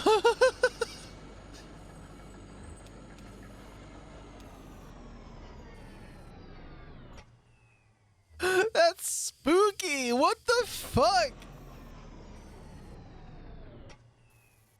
Oh, here we are. This may be hard to believe. It's hard for me to believe myself, but this whole branch was underwater last I heard. How did that happen? Some careless miner or some unattended machine bored through into an underground lake. The water came in pretty fast, and a lot of folks got trapped in the tunnels. I only heard parts of how it went from there. Sanitized for the bereaved. You know how these big companies are. There was Goss, too. There's some hot-ass Goss. The trapped miners couldn't get all the pumps going because the power was rationed, so they shut all the lights off, but even then it wasn't enough. Guess it was dark one day. You lost some people down here, didn't you? We all lost people down here. Not all of us, but most of us. Doesn't matter now. Look, this old turntable is still wired up. Also, I realize this game is super quiet for y'all. I'm sorry. There we go.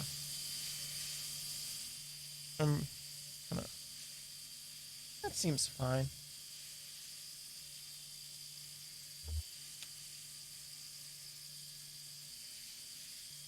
All this junk hanging up around the turntables from the company store.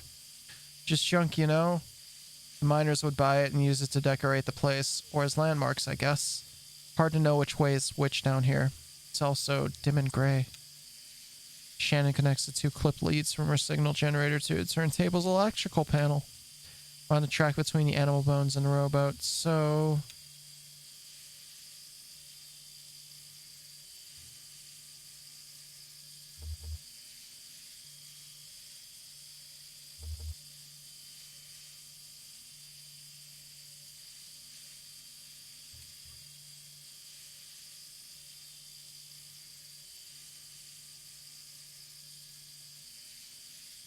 Okay, so it looks like we have the choice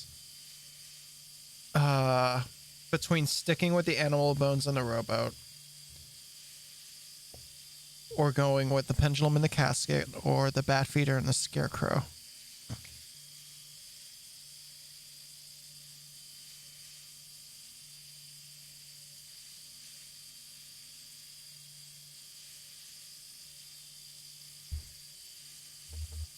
I personally want to go with the bat feeder and the scarecrow.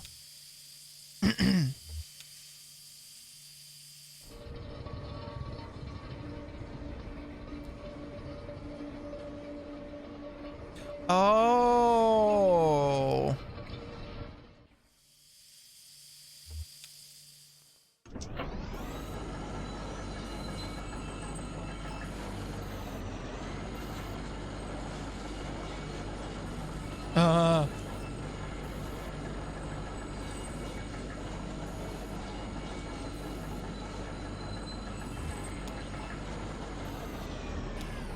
Broken track.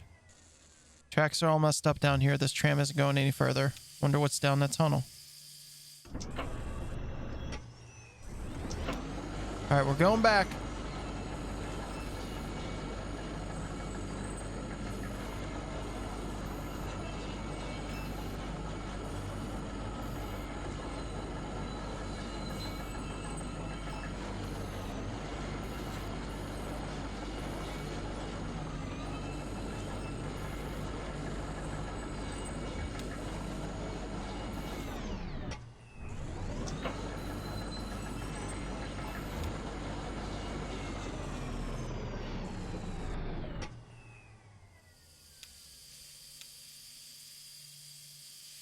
Let's try the pendulum and the casket.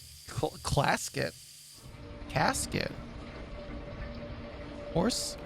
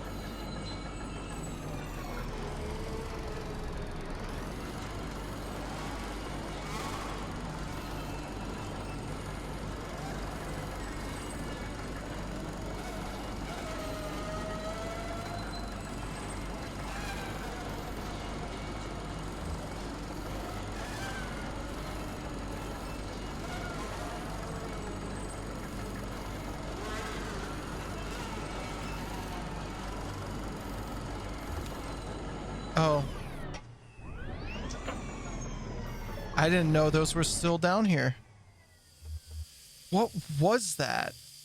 Look, there's a tape player down there. One of those older reel-to-reel setups. When this mine was active, a couple of folk music archivists spent time here recording minor songs. Really academic, ivory tower types. None of the miners really talked to them much. So they stayed at the margins, observed, took notes, and then sometimes they'd get someone on a lunch break to sing into their microphone. Then I guess the power company got some kind of interest in the project, gave the archivist some coal script gave their archivists some coal script tokens to pay the miners with for their songs. There we go. God.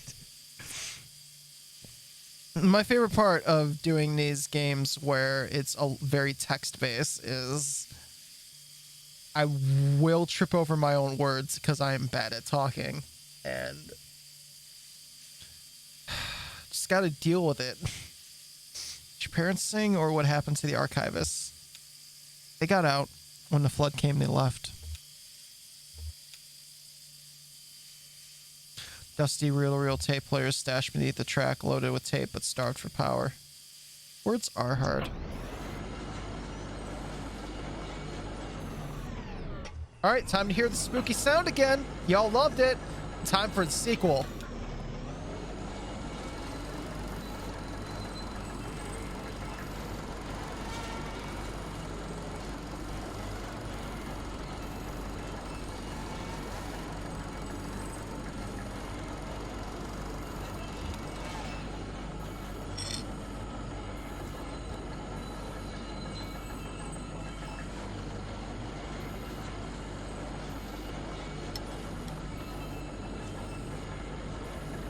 All right.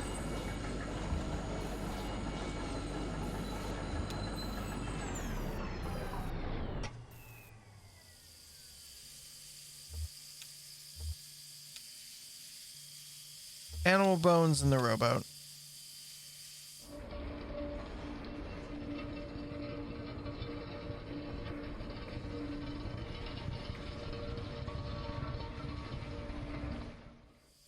Let's go.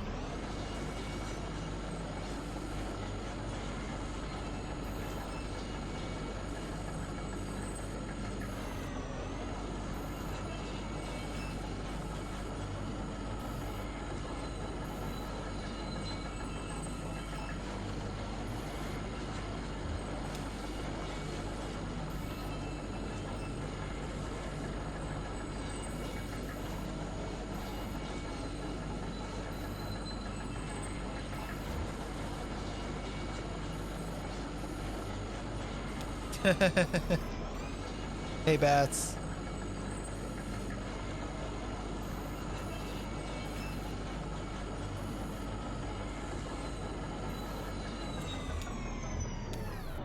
I see an exit. Ooh. Think. Okay. I don't think there's anything we have to poke around for. Yeah, okay. I just... That tunnel...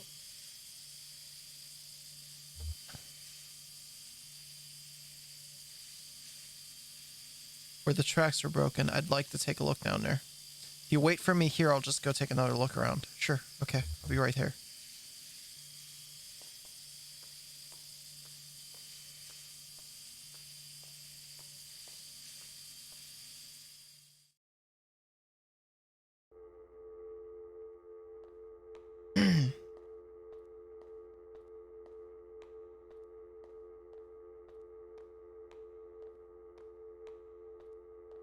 Oh, jeez.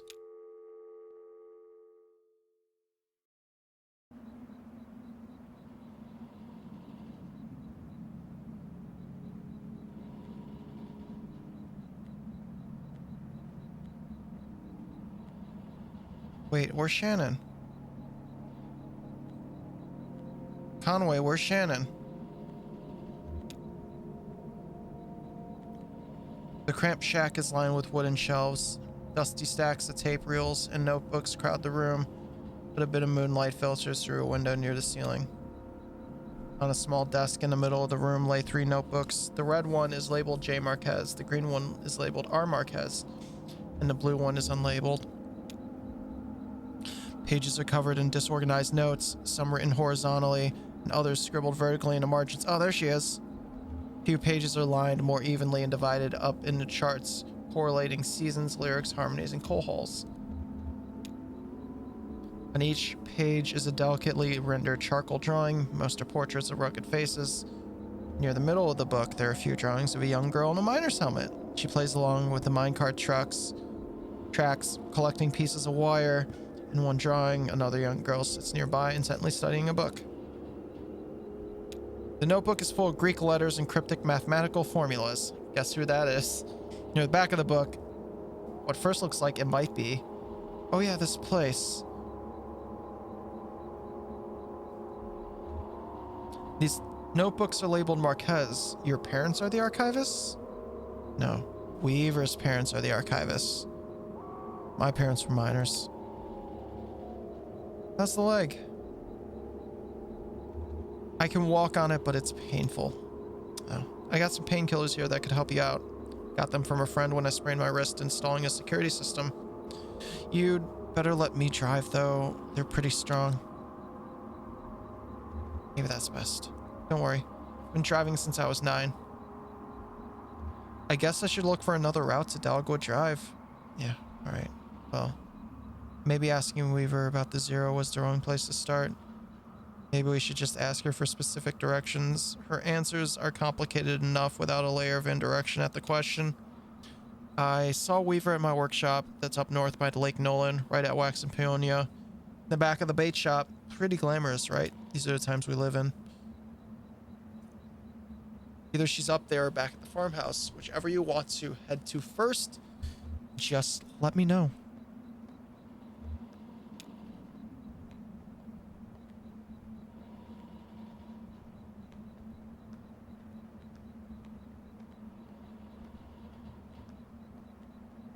Poor Conway. He is hurting. Lisette's Antiques. I guess this is your truck? This is my truck. Blue! How's it going, Blue? Blue, this is Shannon. Nice to meet you, Blue. I've got some dried banana slices in my bag. Would you like one? Take care of your friend here, and there's more where that came from.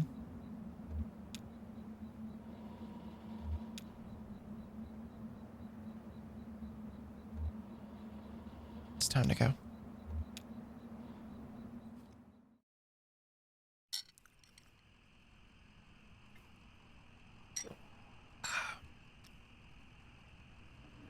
Okay.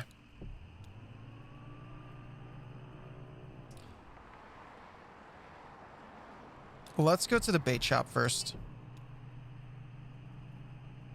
Guitar player. Young man in gray stained clothes sits by the side of the road. He's playing a worn guitar.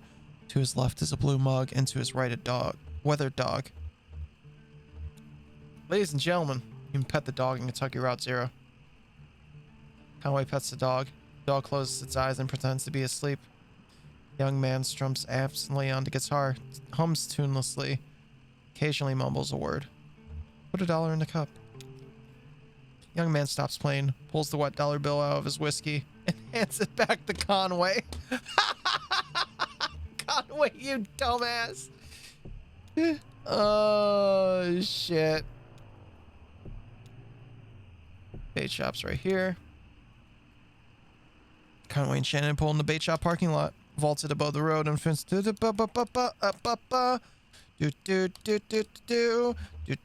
the side door to Shannon's workshop. The walls are lined with cheap metal shelves loaded precariously with vacuum tubes, awkwardly shaped metal casings, and coffee cans full of electronic components. Shannon leads Conway to the back of the room where a few TV sets in various states of disassembly are set up on a rough wooden table. She flips the switch on the power strip they're all plugged into, and the TV sets tremble to life.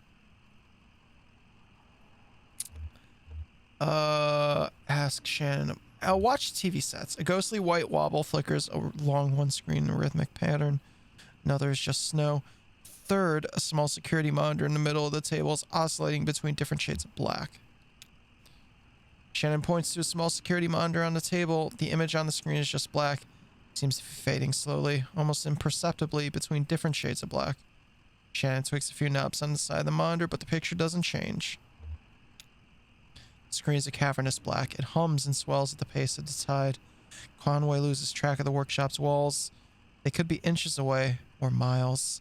He's adrift on black water, traveling swiftly towards a rocky shore. Should be a lighthouse or a buoy by those rocks. It's too dangerous.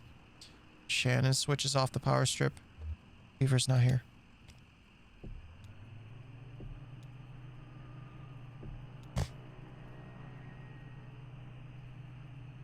I had a feeling Weaver wouldn't be at the bait shop.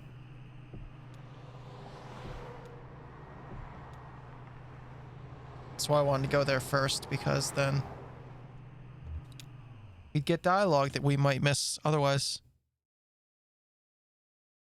Scene 8.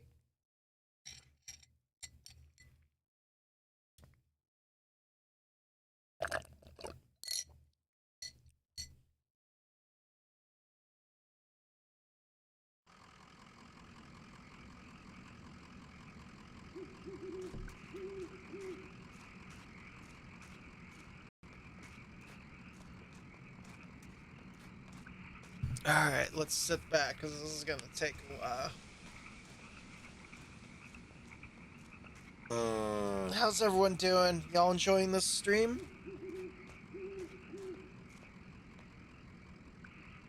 Whoop.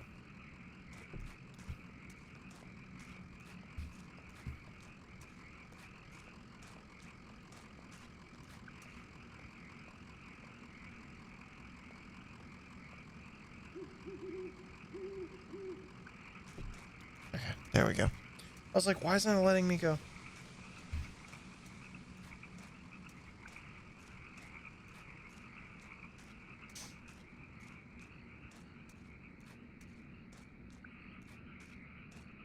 Oop, graveyard.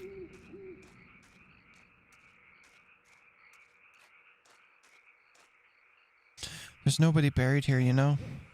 It's decorative, I guess. Or it's art or something. I don't know. What are the names on the headstones? Nowakowski, Padilla. I don't know those names. Maybe the people who lived here before? I know when they bought this property, it already had a house and everything. Maybe they have some other symbolic meaning. Look at the headstone. Marquez. I used to think that was from my parents. Now I don't know.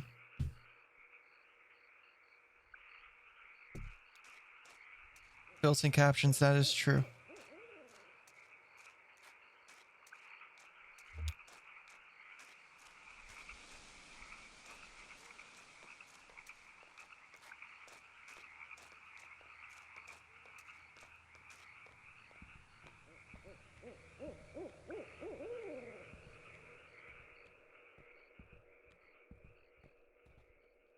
She's not here.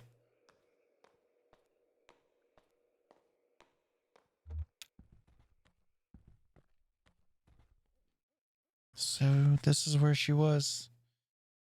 Yeah, makes sense. This was where Weaver and her parents lived. They took out a bunch of loans, you know. Had this place built. Do you have any debts?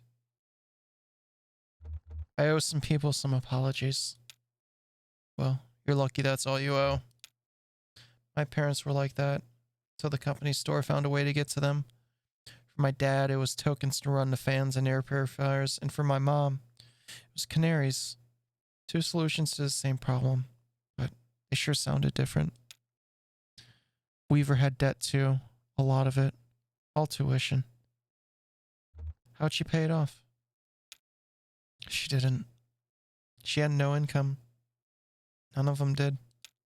I think eventually Weaver put those math skills to work on all the red numbers in the family checkbook and got a clear sense of just how hopeless their situation was. So she left. I guess she just drove away in the middle of the night. They woke up in the morning and the car was gone. Never came back. Until tonight.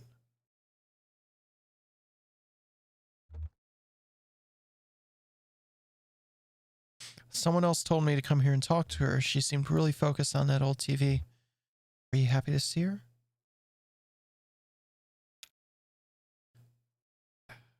I don't know. It was so sudden and it wasn't like a reunion. She just appeared. That's not something you see every day. That old TV right there. Well, that is a damned antique for you. I had a model like that in the shop once, but I had to sell it off to make rent. Most painful decision I ever made. Say, do you mind if I open it up? Looks like the dials are all corroded and the screen is leaking light a bit. Come on. I bet Lisette would never forgive you for letting a specimen like that fall into disrepair.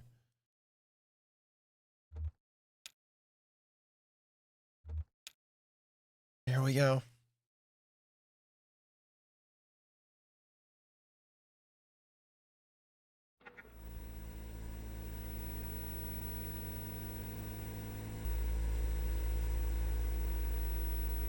Oh yeah, these tubes are all messed up.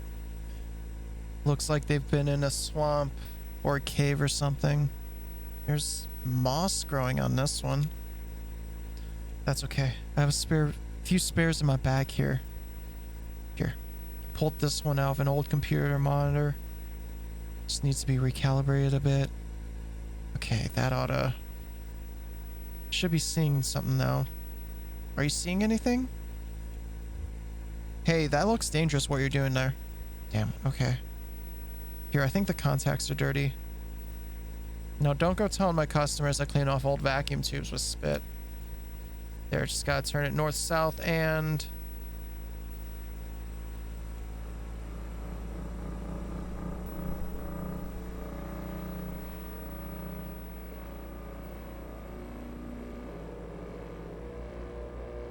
Dang it, I'm hiding it.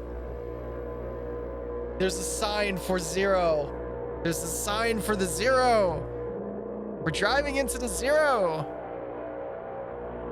The barn is the 0.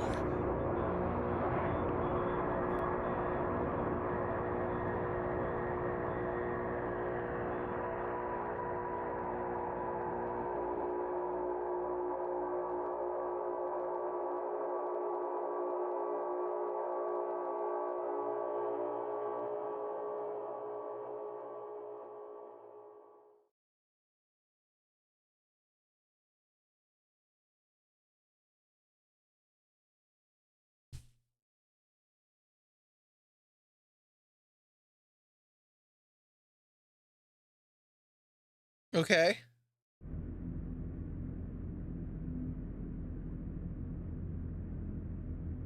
Okay. Let's do limits and demonstrations right now.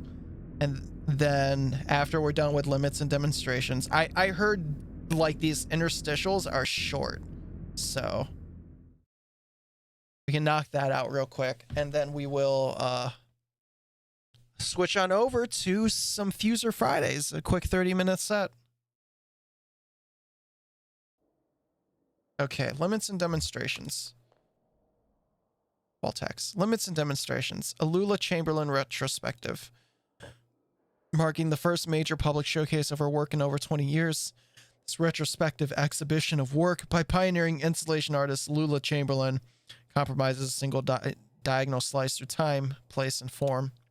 The pieces on display here were individually debuted over a period of 35 years, designed in Chamberlain's various homes and studios between her beloved Mexico City and her native Elizabethtown. They represent a range of scale and impact from the intimate warmth of the Vertex texture fetch to the infamous visage, the latter of which requires a vertical clearance of over 30 feet. Yet these works share a confounding legacy. In each of their debut exhibitions, they were nearly impossible to install. Galleries and museums balked at the scale, power requirements, and highly skilled labor involved in maintaining these works for display. Some of their debuts collapsed under the weight of logistics, only be successfully executed much later. And so just as they describe the outer limits of Chamberlain's range as an installation artist, the geographical edges and vertices of her itinerant home life, and the beginning and end of her distinguished career, the works on display here also trace the extremes of our capabilities and the frontiers of our patience as both viewers and exhibitors. Are we capable of using these works as they are meant to be viewed? Do we even want to be?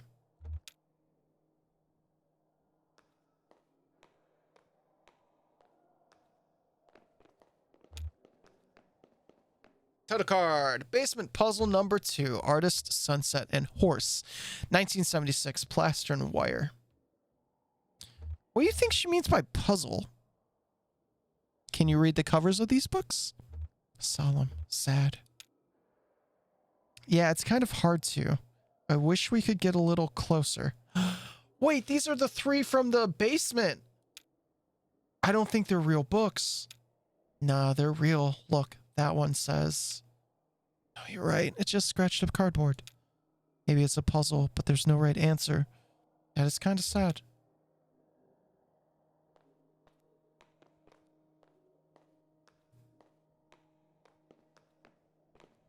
This is the 3 from the basement. Now they're viewing this art exhibit. Title card, overdubbed Nam June Pike installation in the style of Edward Packer, 1965, 1973, and 1980. Magnetic tape, handheld tape playback head, speaker system, voice of the artist, computer synthesized speech. Oh, I read about this one. It's interactive. How does it work? It's a bunch of old tape, and you run this tape playback head along it. Just listen to the recordings, I guess? Let's try it out. I think you start in the middle. Bob drags the playback head along the tape. Woman's voice issues unsteadily from the speakers. We start in the middle. Donald and Joseph are in the hallway. I am in an office. The walls are lined with filing cabinets. A few drawers hang open. The door is ajar. A massive computer looms in the corner. There are some punch cards on the floor. Synthetic voice recordings spliced awkwardly into the tape lists out options in monotone. To examine cards, rotate 30 degrees and advance 7 inches. To leave room, rotate 17 degrees and advance 4 inches. To activate computer, rotate 200 degrees and advance 15 inches. Bob moves the playback head to another strip of tape. Encoded in the holes punched through these cards is the first draft of the Poetic subsystem. Can't read punch cards by sight. Donald can, I think. Anyway, this version was pretty underwhelming. Leave room, rotate 700 degrees and advance 4 inches. Activate computer, rotate 200 degrees and advance 15 inches. Bob moves the playback head to another strip of tape. So loud, I love it. I'm now holding 2 punch cards. On one of them, Joseph has scribbled a note, caves. The other is blank. Insert caves card, rotate 11 degrees and advance 2 inches. To insert blank card, rotate 95 degrees and advance 14 inches. We're on a dirt trail in the park. Or well, it's not really a trail. It's a trail! It's more like a tendency. There tend to be fewer plants here on the path we've been walking. Walking sounds. Now we're walking at the edge of a massive hole. The dirt gives way to mossy rock as the ground sinks into darkness. Joseph and Donald are following the rope down into the cave. They have computer equipment tied to their backs. So do I. Enter the cave. Rotate 65 degrees left and advance 4 inches. That's the only choice? Yeah, that's the end of that one. So 65 degrees, 4 inches. That's the last trip. So everything's down here now. Final resting place. Don't be so morbid. To remember a fond gesture, rotate 180 degrees and advance 23 inches. To regret a harsh word, rotate 12 degrees and advance 6 inches. Regret. It's late morning now. I'm sitting at my desk on my lunch break. This is the last recording I'll make on this tape. Then I'll drop it in the mail tomorrow, and then who knows? I've been recording onto this tape for 15 years, I think. A lot of other things happened, so here's a story. The first time I moved to Mexico, I stayed there for 3 years. I had no contact with either Joseph or Donald in that whole time. They each thought I'd done it to spite them. Maybe I had in part, but I don't think they'd ever appreciated the community I had in Mexico or... Anyway, when I came back, I didn't call them or visit the university. I ran into Donald completely by chance at a hardware store. He asked me why I hadn't called, and I told him it hadn't occurred to me. So, I'm almost out of tape. I guess I'll just let it run out while I eat. Hey, go back a bit. Maybe we missed something. Really? We've gone so far. Is there anything else we can do here in this tape strip?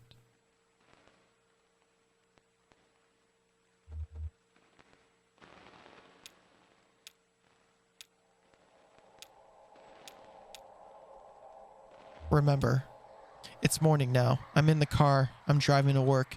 This is the last recording I'll make on this tape, and then I'll drop it in the mail tomorrow. And then who knows? I've been recording onto this tape for 15 years, I think. So here's a story.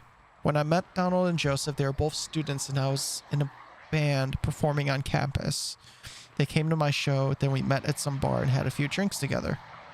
Joseph wanted to impress me, so he stole a metal cocktail tumbler and gave it to me. We got kicked out, wandered drunkenly until morning, and finally ended up at a diner. Now I use the tumbler to store the extra pens on my desk. So, I'm almost out of tape. I guess I'll just let it run out while I drive. No instructions? I won't tell a soul. Think of our work, our research. You'll die in these damn cold caves. But what about the men? You know they'll come back. We'll go deeper, that's all. They'll never find us. Did you hear their voices? They're not. They'll find you, but not me. I'm going back to the surface.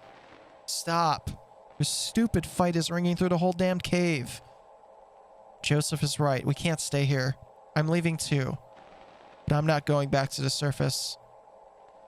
I'm taking my station wagon. I'm heading down to Zero. You'll be lost forever. But we need your voice for the machine. Lula only recognizes your voice. I'll send you this tape when I'm done recording. I'll put it in the mail. You can see what your damn machine does with it. Oh.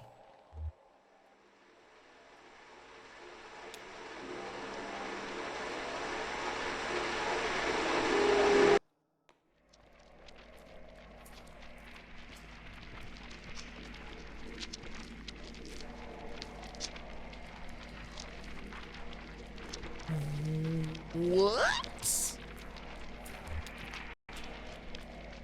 Visage. 1984. Unknown media. What kind of machines are those? Looks like, yeah. Teletype terminals in an old PDP tape cabinet. I think.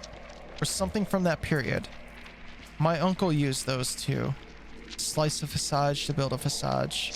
A puzzle to its owner. What? It's a poem I read. I think it was written by a computer. I think it's lovely.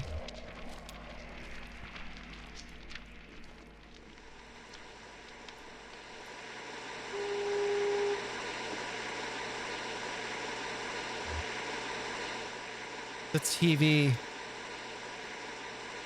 Vertex texture fetch. Tree television to suspended cathode ray tube. 1968. Found materials. The picture on the TV. What is that? It's a lighthouse? No, it's a weather vane. Or a windmill or something. Is it a lighthouse?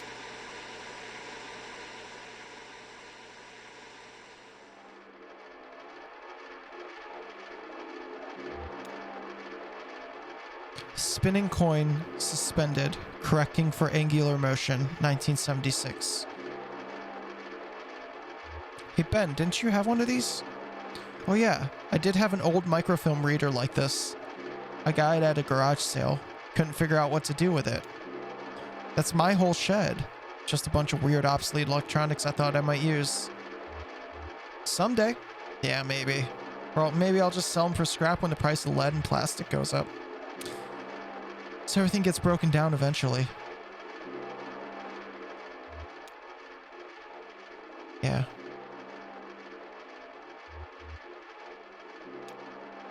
I don't think there's much more to look at.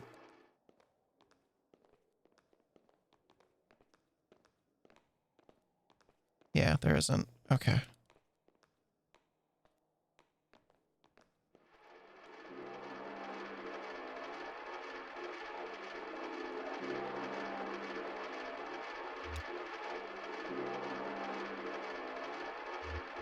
Need to get to work anyway.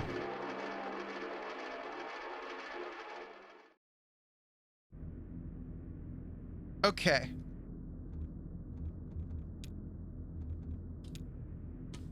I'm going to switch us back to chat real quick. I'm going to stop my recording, restart it, and then we'll get set up for Fuser.